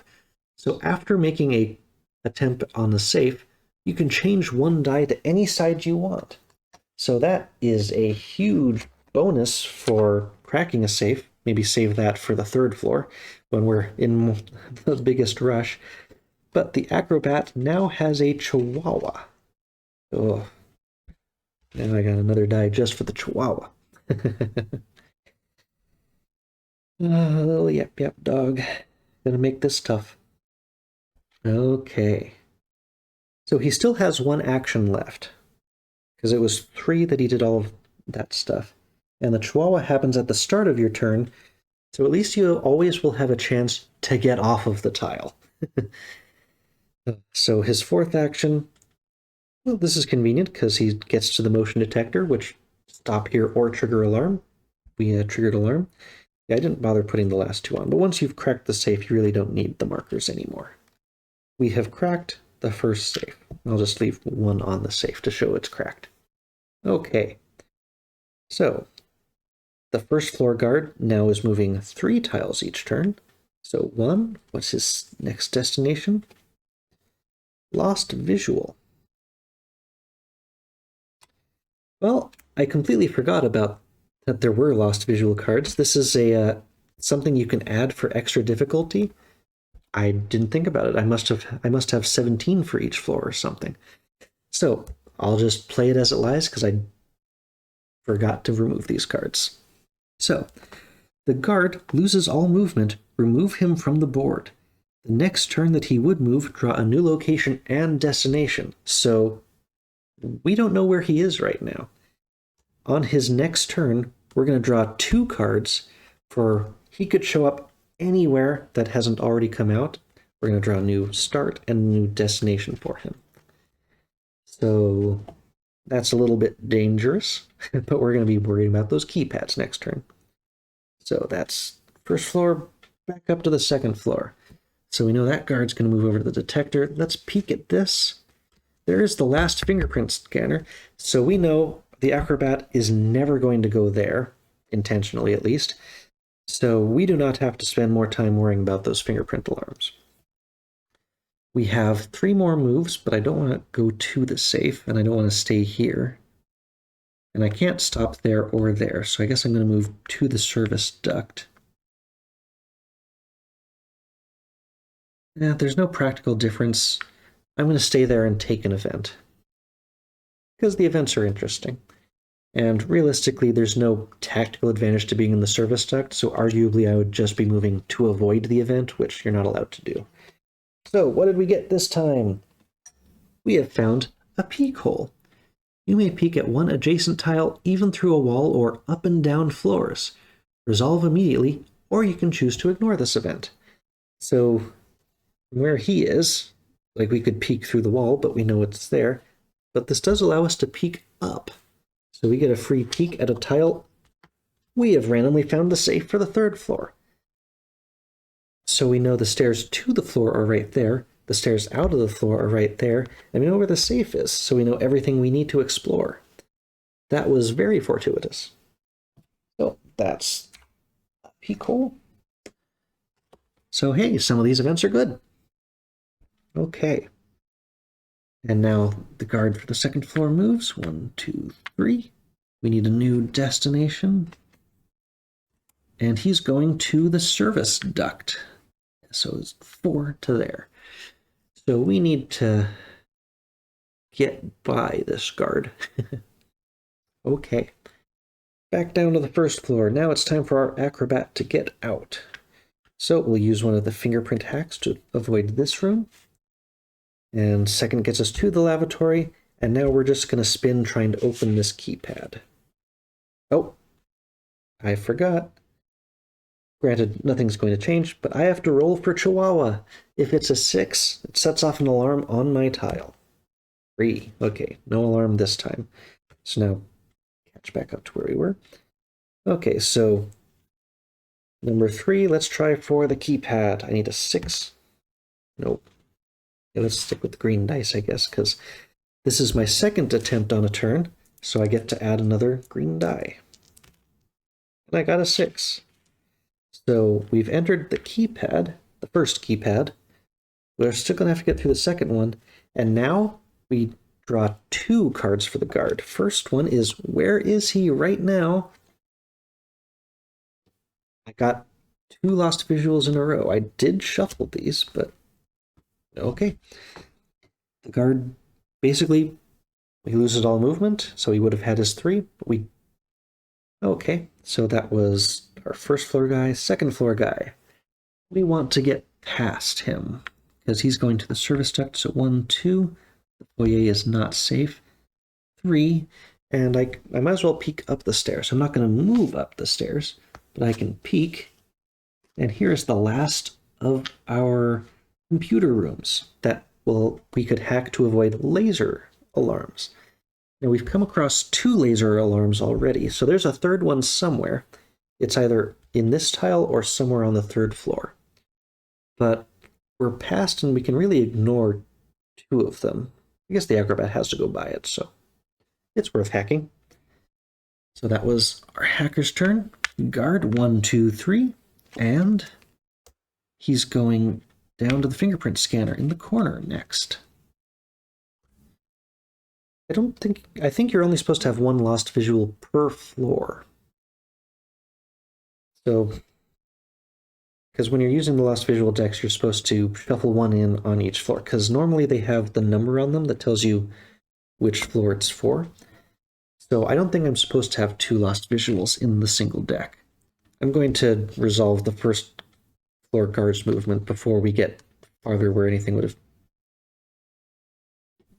Okay, there are definitely some cards I should have pulled out of this deck. So the 1st floor guy ended up with the cards that I forgot to remove. And that's why his deck was so much larger than the 2nd floor guys. Because, yep, these are used for a different gameplay mode. If you play as Fort Knox, it's actually... yep, and then there's the last lost visual. So actually, it's time to shuffle the 1st floor guys' stuff. I've shuffled the 1st floor guard's deck and removed 6 again, and I'm going to resolve his, really what should have happened after the last 1st floor turn. So he appears, or should have reappeared on C3, the fingerprint room, and he would have been heading towards D3, the fingerprint. So the lost visual says that, yeah, he reappears on his next turn, so he would have gotten the 3 moves. Okay, and also to make up for, I should have had the extra card in there. I still have the 6 that were discarded from the other decks. I just shuffled the lost visual into the remaining cards for each one of these things, just so that I haven't tried to fix the deck so that everything's playing with the correct rules again. So this guy caught up to where he should have moved at the end of this guy's last turn. There's only supposed to be one lost visual per floor, and clearly I didn't shuffle the first floor deck very well. But now it's been shuffled again. So we already did the hacker's turn, so now it is the acrobat's turn, and we need to get him past the keypad because the guard is coming through. We can move him back to the lavatory, though, to try to escape. So, trying to get into that keypad room. Nope. So, second action. Second try on a turn gets extra die. Nope. I have one more try to get into there. Third. Still no sixes. So with his fourth action, he's going to move back to the lavatory, where he can hide in one of the stalls for this guard to go by. So 1, 2, 3. So finally we have a guard on the same space as one of our characters. We have to burn a stealth, but because it's the lavatory, we can remove it from the room instead of our character. Okay, back up to the second floor. We know that guard is going to be moving down, so we are safe to add some dice to the safe. Okay, we know the combo is 1, 2, 3, 4, 6, but we need some dice to roll with first. He does have a fourth action left, 1 to move, 2 to add the die on, but I don't see what he can do to use it, so I'll end his turn right there. So this guard moves 1, 2, 3. This guard's next destination, B4, is in that atrium. So his last movement gets up to there, and we're going to have to keep dodging out of the way. The safe's right in the main thoroughfare, and we have to keep dodging this guard. Ah, well, okay. Back down to the first floor. Now, starting your turn, I'm pretty sure does not give you any kind of a stealth loss. It's ending your turn with the guard. Let me double check that. Okay, so it appears that simply starting on the same space as a guard doesn't lose you a stealth. It's when either of you move into the tile, you can actually continue to take actions in that tile where the guard is without losing stealth. So it would really be when the guard moves onto my spell space, loses stealth, or if I move back to the guard space. So this is a bit tricky because the guard has 3 movement, so he'll probably be going 1, 2, 3. So I have a couple of ways that I can try to get around this guy, but ultimately he's going to end up on that keypad. So I need to get through that keypad or end back up on the lavatory where I have more stealth to burn. So 1 action. Let's try to get through this keypad. Oh, Chihuahua. I forgot about the Chihuahua. Roll the Chihuahua die. 6. Ah. Well, interestingly, it's an alarm where the guy is, and alarms are resolved when he reaches where the alarm is, so the alarm is immediately resolved. That's a weird one. Normally it doesn't happen on the same space, but essentially he doesn't need to get to it. He just knows that there's nothing there because I'm still hidden from the last stealth I used. Okay. So move 1 up to the keypad. I'm trying to get into that space. Roll for 6. Nope. So second attempt. This is action number 3. I get 2 dice. Both 5s again. I think I need to move back to the lavatory, which sucks, but so action number 4, even if I used like the free action, like if I hid still at the end of the turn when I don't move out of the space, I would lose a stealth. But I can lose it from the lavatory, so we've, for some reason, kicked in the second stall and saw nobody was there. So it's that guard's turn, so he moves to there. Let's see where he's going next. Interesting. Moves down to the corner, so his second movement, where's he going next? The farthest corner. So he ended up next to us again, so he is going to be moving through the lavatory. But if we don't bust through the keypad on our own, he's going to end up in that space, So he's actually going to be holding the door open, and the acrobat is the one who can get by in that situation. Interesting. But that is the acrobat's turn. Now it is the hacker's turn up top. So I definitely need more dice still on that safe, so spend 2 actions to add that. And now I need to get out of the way, and the only real spot I can do that is to move onto the stairs for 3. 4th action, I don't think he can do anything with.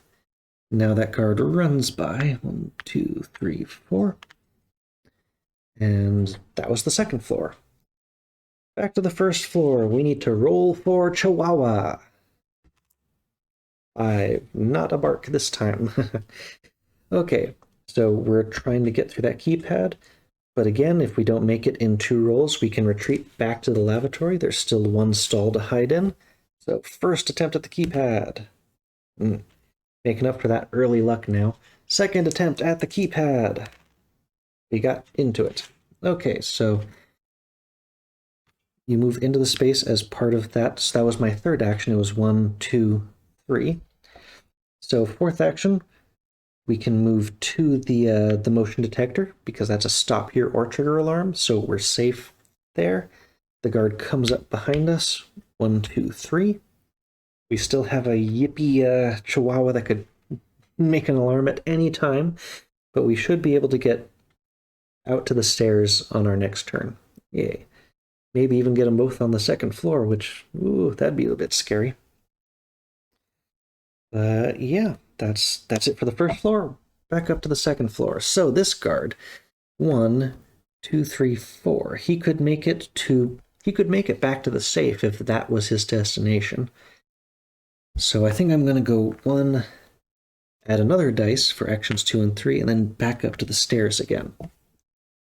And maybe I'll shift both of them up a floor so that one person isn't moving too many times. But yeah, that was all 4 moves. So this guard goes 1. Where's he going next? Exactly to the safe. 2, 3, 4. And now he's sitting on it, which is annoying, but we need a new destination. He's going to the secret door. That's the stairs up. That's kind of a problem for the acrobat to get past him. Well, that's fun, I guess. And that's the end of the 2nd floor. So back over to the acrobat's turn. Time to roll for Chihuahua. 4. I'm counting down here. But no Chihuahua alarm. So I need to get past that fingerprint. Let's just discard one of these hacks to get past it. And then 2. I think I'll peek to see what this is. It's information advantage. Ooh, another camera. 3 of the 4 cameras are on the 1st floor. So I want to make sure I don't leave the guard sitting on one, or he might permanently spy on the last bit. So 4th action, he is on the stairs. And now this guard moves. Okay, he hasn't reached that camera. And we're good. On to the 2nd floor. So, trying to decide if I want to let that guard move to the laser this turn. I really don't think I can. I think I just need to move the hacker up a floor and have him start working on the next safe and have the acrobat come up, crack the safe, and then immediately run up the stairs. Hopefully. Because really right now that path is open, or at least the acrobat should be able to sneak by the 2nd floor guy. The 2nd floor guy is moving fast. He's almost to his next shuffle and speed up event already. So I think I'm going to move the hacker up, which means we're going to get the debut of 3rd floor guard. So first up, where is he? Where does he start this game?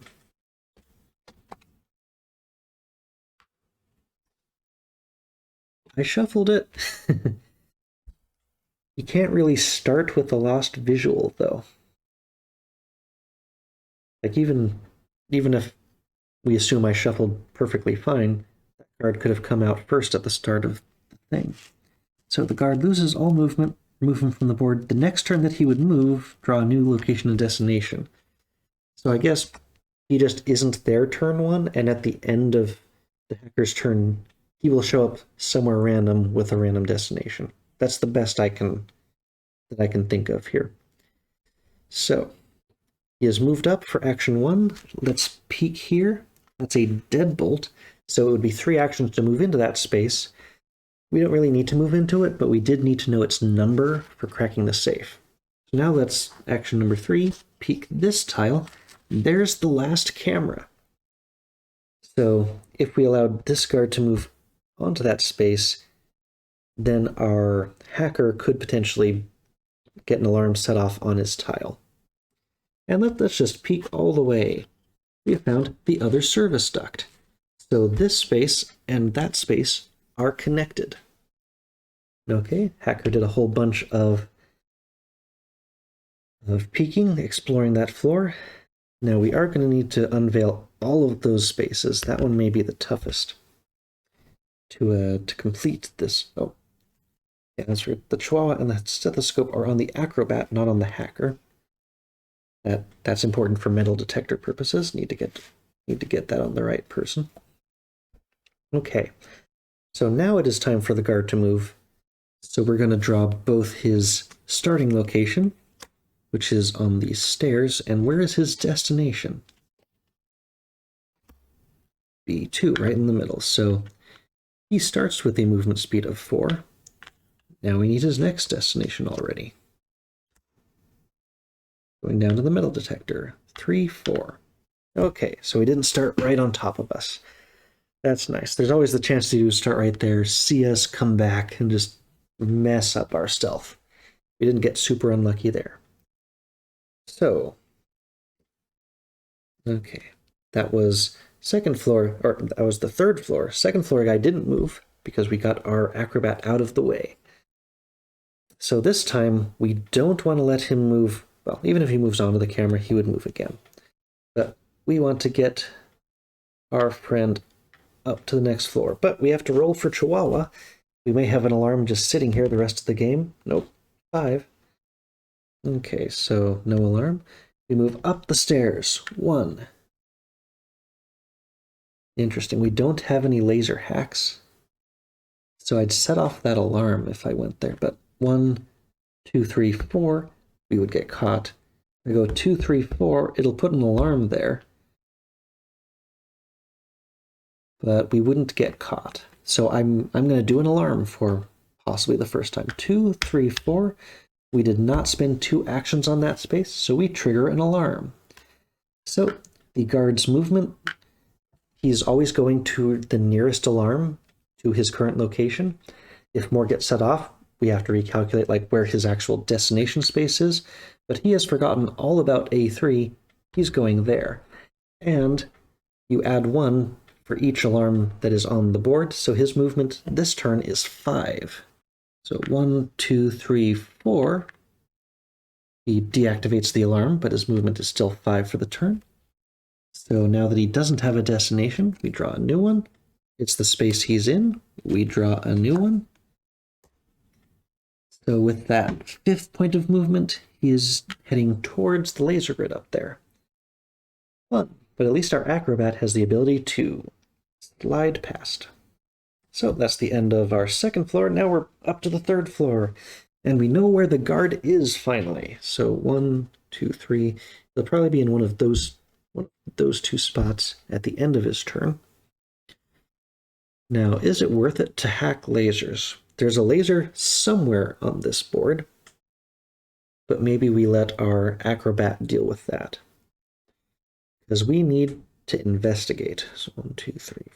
Those are the dangerous spots, which means the surface duct would not be dangerous. So if we go move, peek, peek, we can afford to start our turn in the laser room by putting 1 hack in, 2, and then we should still be safe here. Do a peek. So we found a thermo alarm, so we can't stop on that space. And we have found the last keypad, which is right in front of the safe. That actually makes sense. We've got our vault in the corner of the 3rd floor. So I mean, these two vaults make perfect sense. This one not so much. But we've used all 4 of his actions, so it's time for this guard to move. Where's your next destination?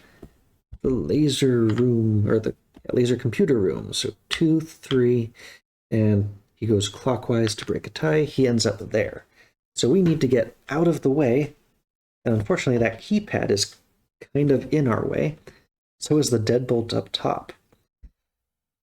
Well, we'll deal with that on the hacker's next turn. Back over to the acrobat, and it's time to roll for Chihuahua. Number 4, no alarm.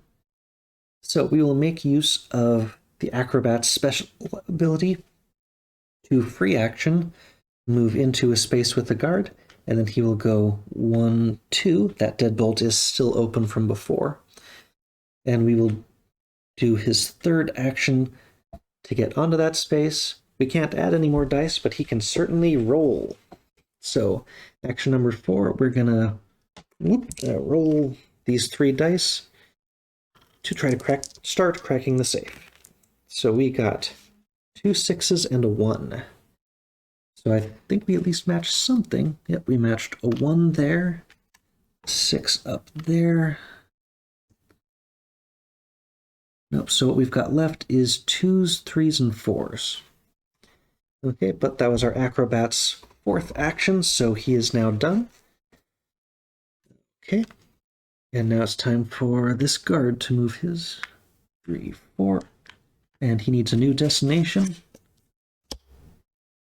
There's the other lost visual. So he disappears. We don't know where he is, and it's time to reshuffle that deck. I did shuffle. Okay, well, I'll shuffle that, be right back, because next turn he's going to need a starting point and a destination. Okay, I've shuffled. So 1, 2, 3, 4, 5, 6. We set aside from his stack. And on his next turn, we will draw his start and destination. So that was the acrobat's turn. Now we are back over to the 3rd floor for the hacker's turn. So we know he needs to try to get past that keypad. And in the worst case, we could always run him back to the service duct. Although the acrobat's not in a very safe spot, so I'd prefer not to. So try number 1 at this keypad. 6. Oh, that luck is back. So he makes it to the keypad on his first try. Now, even if I started adding dice to that safe, I can't possibly crack it until I've revealed this card, so I need to go that way. So let's peek. Okay, we can't end there, but thankfully I do know that I would be safe getting to the stairs. So action number 3, then action number 4. Okay, that's his turn. Now the guard moves. 1, 2, where are you going next? Okay, A2 is over here, so 3 and 4. Okay. Now back over to the acrobat's turn, so roll for Chihuahua on the safe. Number 6, we have an alarm. Okay, so we have an alarm on the safe.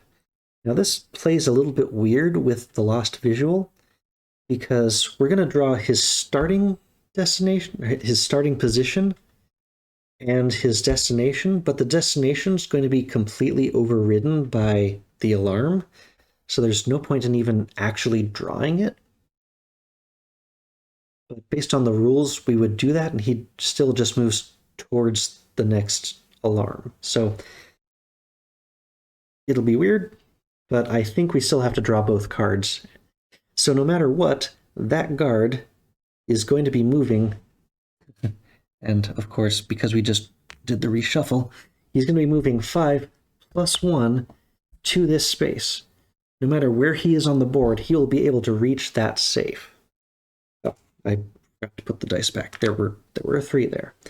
So I still need 2, 3, and 4, but I have to hide somewhere before the guard, because the guard is going to make it to that tile no matter what from wherever he spawns. And I have no idea where he's coming from either. Thank you, Chihuahua. I do have the stethoscope, though, so maybe I can crack the safe and get either up or down a floor. Maybe to the walkway or somewhere less dangerous. So, yeah. Yeah, let's still try to crack the safe. I've got at least one roll on this where I'll be able to get to some kind of safety. So I got a 2, but that's the only new number. That covers the 2, but we still have 3s and 4s. I think with 2 spaces I could get to the service duct, so I can allow one more attempt at cracking the safe before the acrobat has to flee. Thanks, Chihuahua. Also, if I get at least one number, I can use the stethoscope to just force my way past this. I got the 3 and 2 6s. Not doing a keypad. So, because I got the 3s, the only number that's left is 4. I think it's worth using the stethoscope just so I can get out of here. So I can set a discard after a cracking attempt to change the result of any one die to any side you wish, so I can get the number 4 that I needed. And that results in this safe being cracked. So we've used the stethoscope, and we've now cracked that safe. So I can remove all those indicators because we don't need them anymore. So, because we have cracked a safe, we get a tool and a treasure, both on the acrobat again. Also, the number for this guard and any guard on a lower floor goes up by 1. So that guard has now maxed out his speed at 6, and really is going to be 7. I think it actually maxes out at 6. But he's going to be going max speed for the rest of the game on floor number 2. So let's find out what we just picked up. So we have found a key card. So the holder of the key card must be present to roll dice for cracking any safe. So for the 3rd floor safe, the acrobat must be present in order to even attempt cracking it. The other guy can add dice to it, but he can't try to crack it. And the tool we got was EMP. Let's see, so remove all alarms from all floors. No alarms triggered on any floor until your next turn. Discard at the start of your next turn. So I can freeze all alarms and discard any that may be in place. That's really nice. Let's see. Discard at the start of your next turn. I believe you have to play them on your turn. So our acrobat now has 2 treasures. So our acrobat must be present on any cracking attempt on the 3rd floor because I guess the key card we found on floor 2 is needed to open the big safe on floor 3. Maybe that's why it's in this weird position. So that was 2 actions on that floor. Now the question is, I don't think we want to send him up to floor 3 yet, because that's going to get this guy going overtime. What I really want is to have him safe on floor 2, or maybe even down on floor 1. Unfortunately, with only 2 actions left, I can't get him into the secret door. Like through a wall into the secret door or something. I could move him to the service duct, which is almost the most out of the way. It's even more out of the way than the stairs, and honestly, it's closer to the safe than anything else that's useful on the upper floor. So 3 and 4. So let's find out where the 2nd floor guard is going to reappear. He is reappearing on the computer room, and his destination that will immediately be ignored is the deadbolt room. So now he moves his 6. Okay, I checked the rule on the guard speed, and there isn't a limit based on alarms. The maximum his regular speed can be is set by the die, but you would still add 1 for each alarm that's on the floor. So his movement speed at the start of this turn is 7. So this guard goes 1, 2. He has deactivated the alarm. Now there aren't any left, and he needs a new destination. So only 2 so far. And he's immediately lost visual again. Okay, so his new destination, he's disappeared. And that's our floor 2 guard. Nope. Get him just. He is. Yeah, I'll put him on the lost visual card. That makes sense. Okay, so that was floor 2, Acrobat. Now we're back up to floor 3 in the hacker. So we need to peek and figure out what these tiles are. So we've found, it's the other laboratory. So we definitely want to move on to that. Laboratory was the first tile we discovered during the game, so the first player to enter this tile draws a tool. So our hacker has picked up another tool, and it is an invisible suit. So you can discard this to not be seen by guards or cameras while moving, and also gain an additional action this turn. So the not being seen is also only for this turn, but he does now have the ability to move past the guard if he needs to, which is great. He would still set off alarms if he wasn't the hacker otherwise, but that's a useful tool. And finally, we'll peek at what this is. So his third action, he has found the laser grid. So that's the last laser, and unlikely that we're really going to need to move through there. So let's see, this guard could potentially get to that spot. There's a 1 in 4 chance he'll be trying to get there. I think I'm going to hold off and keep the hacker where he is on that tile, just in case the guard's coming this way, and then I can use the invisible suit next turn and go for the safe. Okay. So that is hacker's turn. Where's this guard going next? The laser grid. And what do you know? 2, 3, 4. Whew. Caution saves the day again. Okay. That's his turn. It's back to the acrobat. We don't know where that guard is, but regardless, we are going to roll for Chihuahua. Or no Chihuahua. Okay. So if I moved the acrobat up to the service duct, this guard would activate on floor 3, and he would catch the hacker before the hacker gets to use his invisible suit to get by him. So we cannot move the acrobat up to that floor. Not safely, anyway. We could move the acrobat to the stairs, but we know he's not going to need to use the laser computer room at all, because he doesn't need to get by any lasers. I think we'll leave him on the service duct, and we're just going to hope for a good event. There's a ton of events. Some of them are not terrible. Let's see. Go with your gut. If you are adjacent to an unexplored tile, move into it now. If there is more than one, choose. Well, he is not adjacent to an unexplored tile, so this has no effect. Okay, discard that. And now it's time to figure out where the second floor guard is going to show up and where he wants to go. So he reappears on tile A1, and his destination is C4, down in the atrium. And he gets to start moving there. 1, 2, 3, 4, 5. New destination is the stairs. 6. When they're moving at 6, they go through those decks really fast. Okay. That's the acrobat's turn. Back up to floor 3. So we got that invisible suit. Don't get to hold on to it very long. So discard it to not be seen by guards or cameras while moving, and gain an extra action this turn. So our hacker has 5 actions.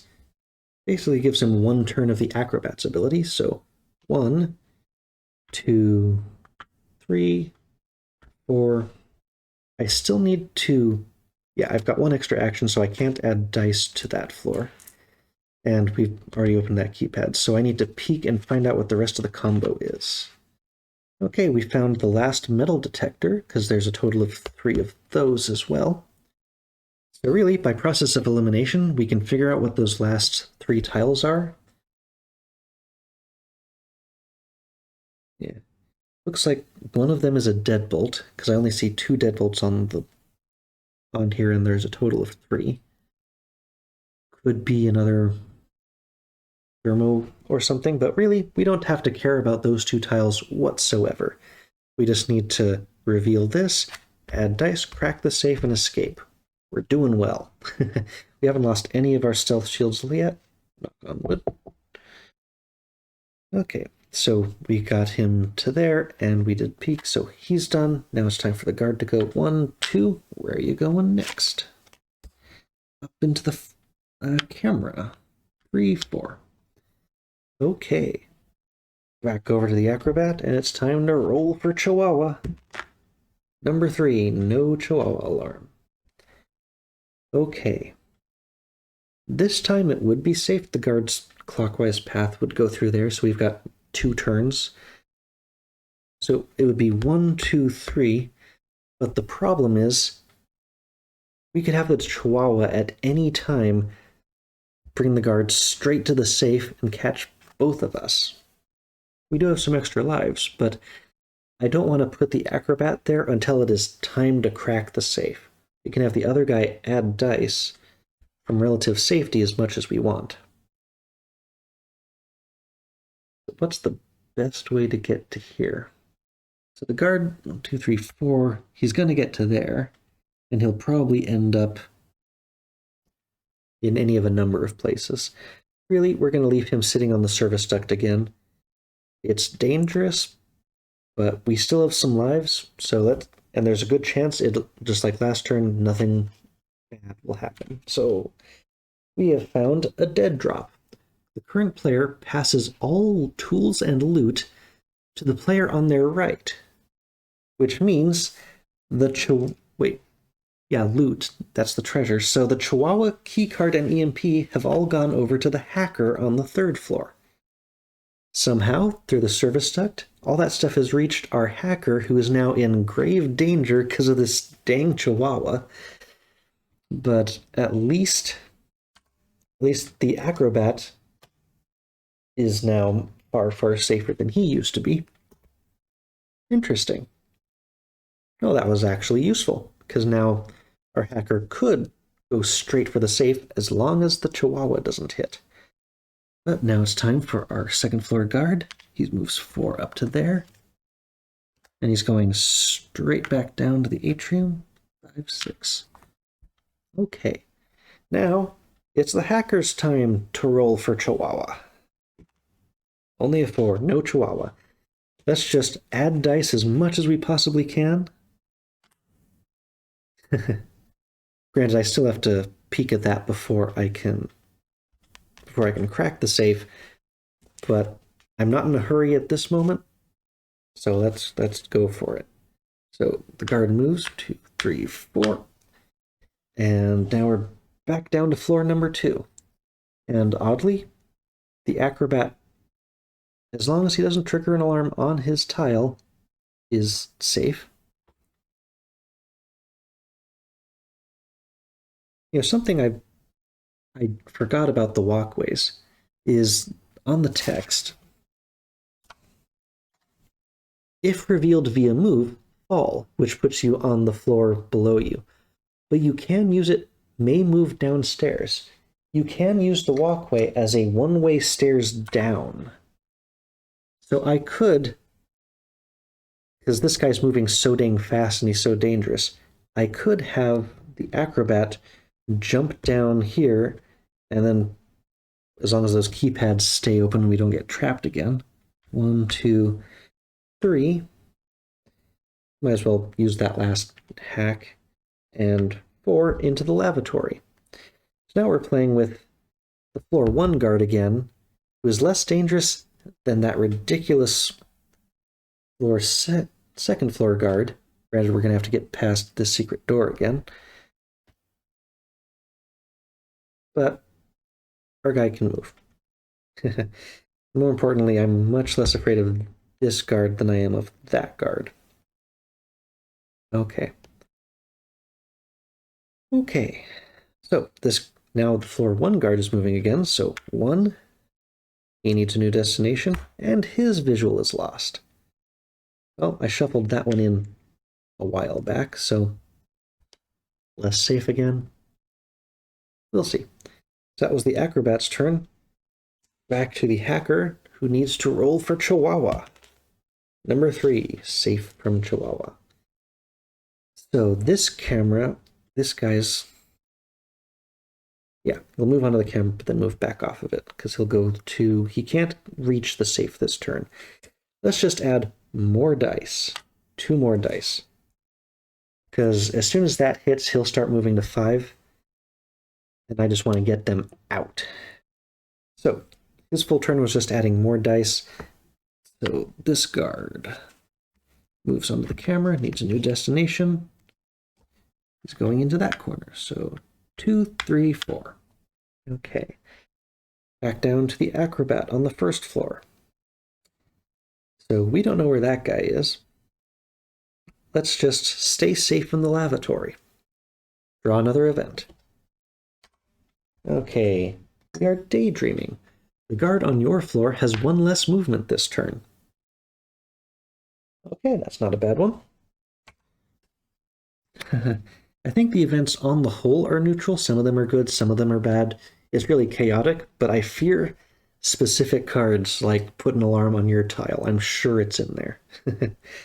So that wasn't a bad one. So now our first floor guard is going to reappear on tile B3 with a destination of A3, and he has 1 less movement, so he actually has 3, and the clockwise move is to there. He's used all his movement, but he still needs a new destination. Next door. It doesn't give us much, and he's standing on the stairs. Fun. So, acrobat floor done. Back up to the hacker. Roll for Chihuahua. Number 1, no Chihuahua. Go with it. All 6 dice are now on there. Okay. So, the hacker can start rolling for that next turn. Just peek and start roll, roll, roll. Okay, this guard goes 1, 2. No. This. He is coming exactly to where the safe is. 3, 4. So I need to get out of the way. There's also a chance the Chihuahua could come. I can't hide there because now I've got all of this stuff. So I might have to peek and run away. But that's for next turn. Because we're back down to the first floor and the acrobat. So this guy, if any of these things comes out, he could make it to this keypad. And our fellow, at best, could make it to the fingerprint, which now, because there's no more hacks in the way, will set off an alarm when he gets to it. I feel like I have to stay on the lavatory 1 more time until the guard comes over and I can sneak by him. So I can either start moving, but I'll still get an event if I do one of those 2. So event again for the acrobat. Lampshade. Gain a stealth. Sweet. So our acrobat has gotten very lucky and now has 4 stealth. Feel much better about running him past the guard now. But that guard now gets to go. So number 1 needs a new destination. Goes down to the corner. Needs another new destination. He's going up to the camera. So clockwise, he's back on the stairs again. But at least I know he's going to stop on the fingerprints. So that's good for us for next turn. Back up to the hacker. Well, that pesky guard's coming straight for us. How about Chihuahua? No extra Chihuahua alarm. So, we got all the dice on there, and we know he's going to come 1, 2, 3. I can't stop there. So my issue is I basically have to run that way for 3. I think I'll basically peek and run. So, yep, that's the deadbolt. And now I can't move there. If I moved all my spaces, I could stop right there. And that said, this guy does have... Yeah, the trouble is if the Chihuahua hits next turn... Well, actually, he can't... Yeah, if the Chihuahua sets off an alarm while he's standing on the deadbolt, then he can at least use the EMP to remove that alarm. I don't know how to silence the Chihuahua, I suppose. Or the Chihuahua sets off an alarm. Yep. Okay, so I've peeked. I could spend my 2, 3, 4 going to the stairs or to the deadbolt. I'd rather stay on the deadbolt because it's closer by. And hopefully that guard won't come onto my space. So that's all 4 of his moves. Use it all and get into the deadbolt. So 1, 2, 3. Where are you going next? Okay, so he's made it back to the keypad. But he's also going to reshuffle as soon as he gets to there. So he's almost speeding up too. Okay, but that's the end of Hacker's turn. Down to the Acrobat. Now I finally feel safe because we know where he's going. We can go 1, 2, 3. We stop on the motion detector. And even though he's almost certainly going to end on 2, 3, back on that fingerprint space. And now he's going to the lavatory. So he's on the fingerprint space. We can sneak by him, even though that alarm will get set off by the fingerprint thing when we move through it. We'll still be able to get off of that floor on the next turn. So it's time to start bringing the Acrobat back up. Hopefully just get him up to the 3rd floor, and by then it'll be time to get out. Looking good. So that card is gone. We're back to the Hacker's turn. Time to roll for Chihuahua. 4, so no extra alarm.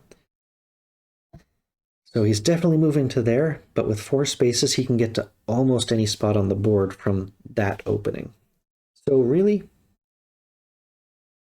I think we should just go for the safe now. So 1, we've got all these dice. We get to roll all 6 for this, and we've got 3 rolls of it. So what numbers do we actually need?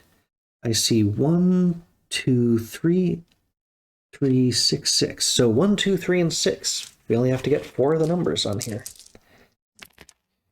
So we got a 1, a 3, and a 6. We did not get a 2. So pretty much all of the only thing left that we need is a 2. But I still got to put all these little pieces down just so I don't forget. Although if I roll it next, that would be great.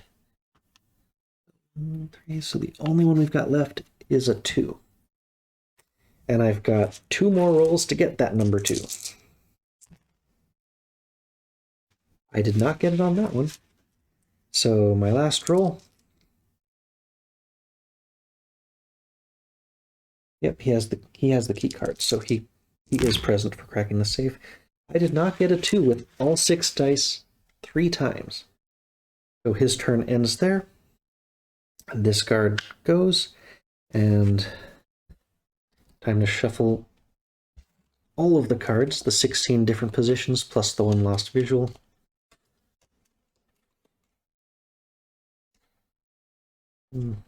Show you my shuffling just once. Yep. I definitely don't enjoy shuffling. If you've got any great shuffling tutorials or videos that explain how to do it better,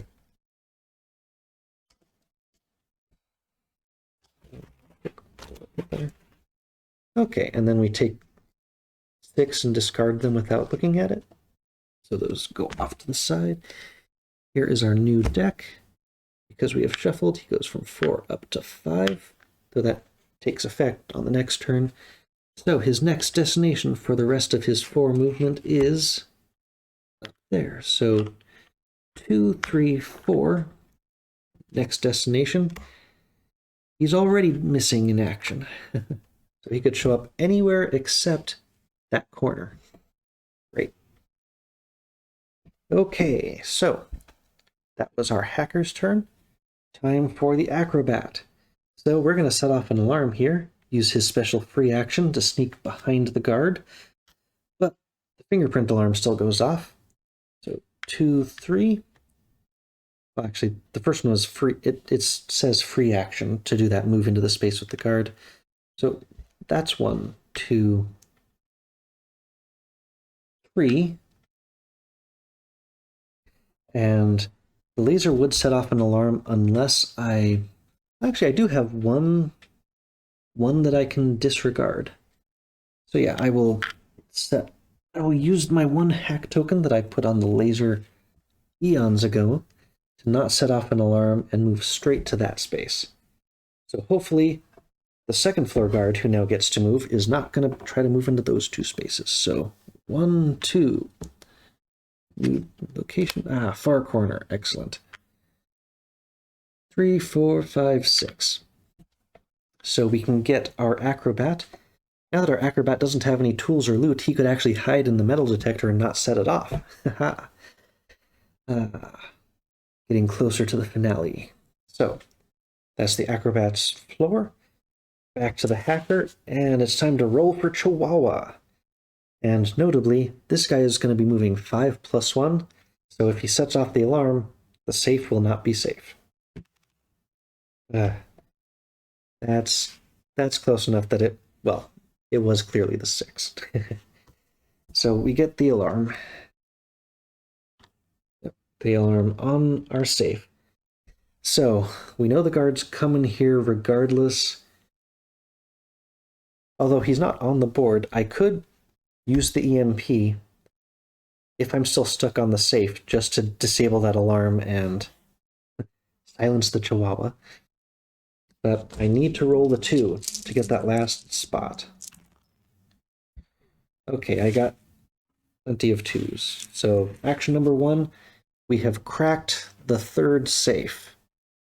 So we get a treasure and a tool, but everyone on this floor and below increases by 1. So these 2 are now maxed out, plus an alarm, and he's up at 5. Let's see what our last bits are. So the treasure is the cursed goblet. Immediately lose 1 stealth. I have lost the game from this. Although, I suppose you can't really lose the game from this, because it says loses a stealth, not gets caught, so it's really just gets rid of one of your shields. So the hacker loses 1 of his stealth tokens. And now he's got the Chihuahua, the keycard, and the cursed goblet. And his tool is the crowbar. So you can use this to permanently disable a tile so that it can no longer block movement in the case of a deadbolt or a keycard, or trigger an alarm. So I can just turn off one pesky alarm using the crowbar. So that was my first action, which was very lucky, so now I've got a full set of, the other 3 moves to try to get out. Now, interestingly, I can use that alarm, because with that keypad gone, I can get him to the stairs, not out, but I can get him to the stairs with 2 shields in place, and as long as that alarm is in place, we know exactly where the guard's going to go, because as we established before with the lost visual, you draw the starting location, his goal, but then he immediately ignores that goal and goes for the alarm instead. So we know where he's going to go, which is remarkably useful on the lost visual, especially when that is not to where you are. So 2, 3, 4. So the Chihuahua, I guess, helps us here. So, yep, that's all of his all of his actions. So it's time to see where guard 3rd floor shows up. He shows up on the thermo. Whew. Good thing he was checking under a desk or something as we went by. And now, where is his destination that he will... Oh, the 3rd floor thing's there. His destination that he will immediately ignore. Well, it's a good thing we left that alarm in place, because instead of coming here, he will instead go to where the alarm is, over there. And he now does that. So 1, 2. He disables the alarm. Oh, right, he had 7 movement because of the alarm at the start of the turn. Important to note. So he's done 2 out of 7. So where's he going next? The metal detector right behind us. So that was 2, 3, 4, 5, 6. So he walked right by us. We lose a stealth from that. And what's worse is he's got 1 more movement. He's going to end on the stairs with us. Well, where's he going next? Up there, onto the stairs. So 7. We lose 2 stealth in 1 turn. Things can go sideways really fast. Whew. especially when he's moving 7 in a single turn. So thankfully he's moving away from us. But yeah, so that was the end of the hacker's turn. So we don't want the acrobat to end up on the upper floor just yet. But this could be worse. On his turn, at least, he'll be able to leave, and that guard won't get to activate. So now the acrobat's turn begins. So we want... Oh! I almost completely missed that. Because that's the atrium, these stairs are directly above it. So if the acrobat moves there, he's going to lose a stealth to that guard up here, who can see him from the floor above. I still think it's worth it to just to keep him moving, because this guy is also moving super fast. And if I can go 1, 2, 3, 4, then the next turn I can go 1, 2, 3, maybe not up there, but there's a plan to get him up to that higher floor. So 1, 2, 3, 4. As he moves through the atrium, he has to quickly hide from that floor. If I didn't have the extra stealth, might not have done it, but now he's down to his starting 3 health again. Or stealth. Rhymes. Okay. Now, the second floor guard gets to go, so 1, 2, 3. Needs another new destination. That's the stairs. So 4, 5, 6. So he's sort of in our way, but that's also something we can use to get up to a higher floor. Or we can use the free action to get by him, so next to us isn't so bad. So, I'm standing him up. Okay, so that's the acrobat. So hacker's turn. I don't think it matters because he's on the same space, but let's do our last roll for Chihuahua. No Chihuahua. Okay. So that means that his turn begins. You don't get stealth loss just from being in the same space. It's when either of you move onto the space with the other one already in it. So because we have secured all 3 of the loot from this building, the stairs out have opened, and that means that our hacker can just leave the building. So we'll put him up on the helipad up here. He's made it onto the roof, and he is ready to escape. But now it's just the acrobat. So now that he's left, he's no longer on the 3rd floor, which means this guard doesn't activate this turn. So it's really just the acrobat's game. Acrobat's building from here on out. I wonder if I could have used the EMP, and since he never has a next turn, alarms are disabled from then on. I don't think it would work that way. So it's the acrobat and the guards. Acrobat, he'll use his free action to move into the space with the guard. And then I can go 1, 2, 3, get to the service duct so that...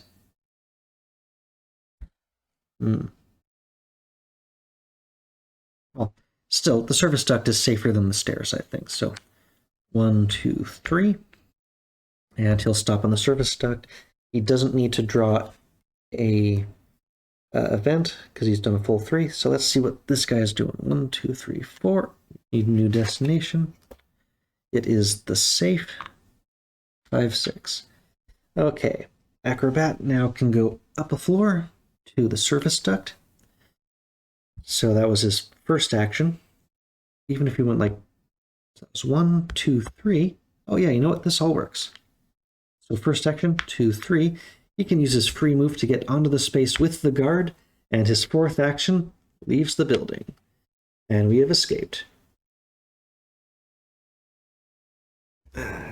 No helicopter, but we've all made it out of the building with all 3 loot cards intact. It got really close there with the hacker, losing all that stealth on the 3rd floor like that. But the acrobat managed to dodge many guards and did a great job. So, we win! Yay! So, the thieves have managed to escape with all 3 loot pieces, while avoiding losing all of their stealth and getting caught by the guards. So I hope that was a fun game with Burgle Bros. Definitely a lot of fun, tons and tons of replayability because the layout is different every time, especially when I'm using like the random wall layout generators. I definitely had a tough layout for a couple of the floors where like it was completely blocked off. Other characters might have not been able to deal with that as well, but this game went really well. I had a lot of fun, and I hope you did too. I think I'll play at least one more game of this. I hope to see you on the next episode of Wheel of Games. Bye bye.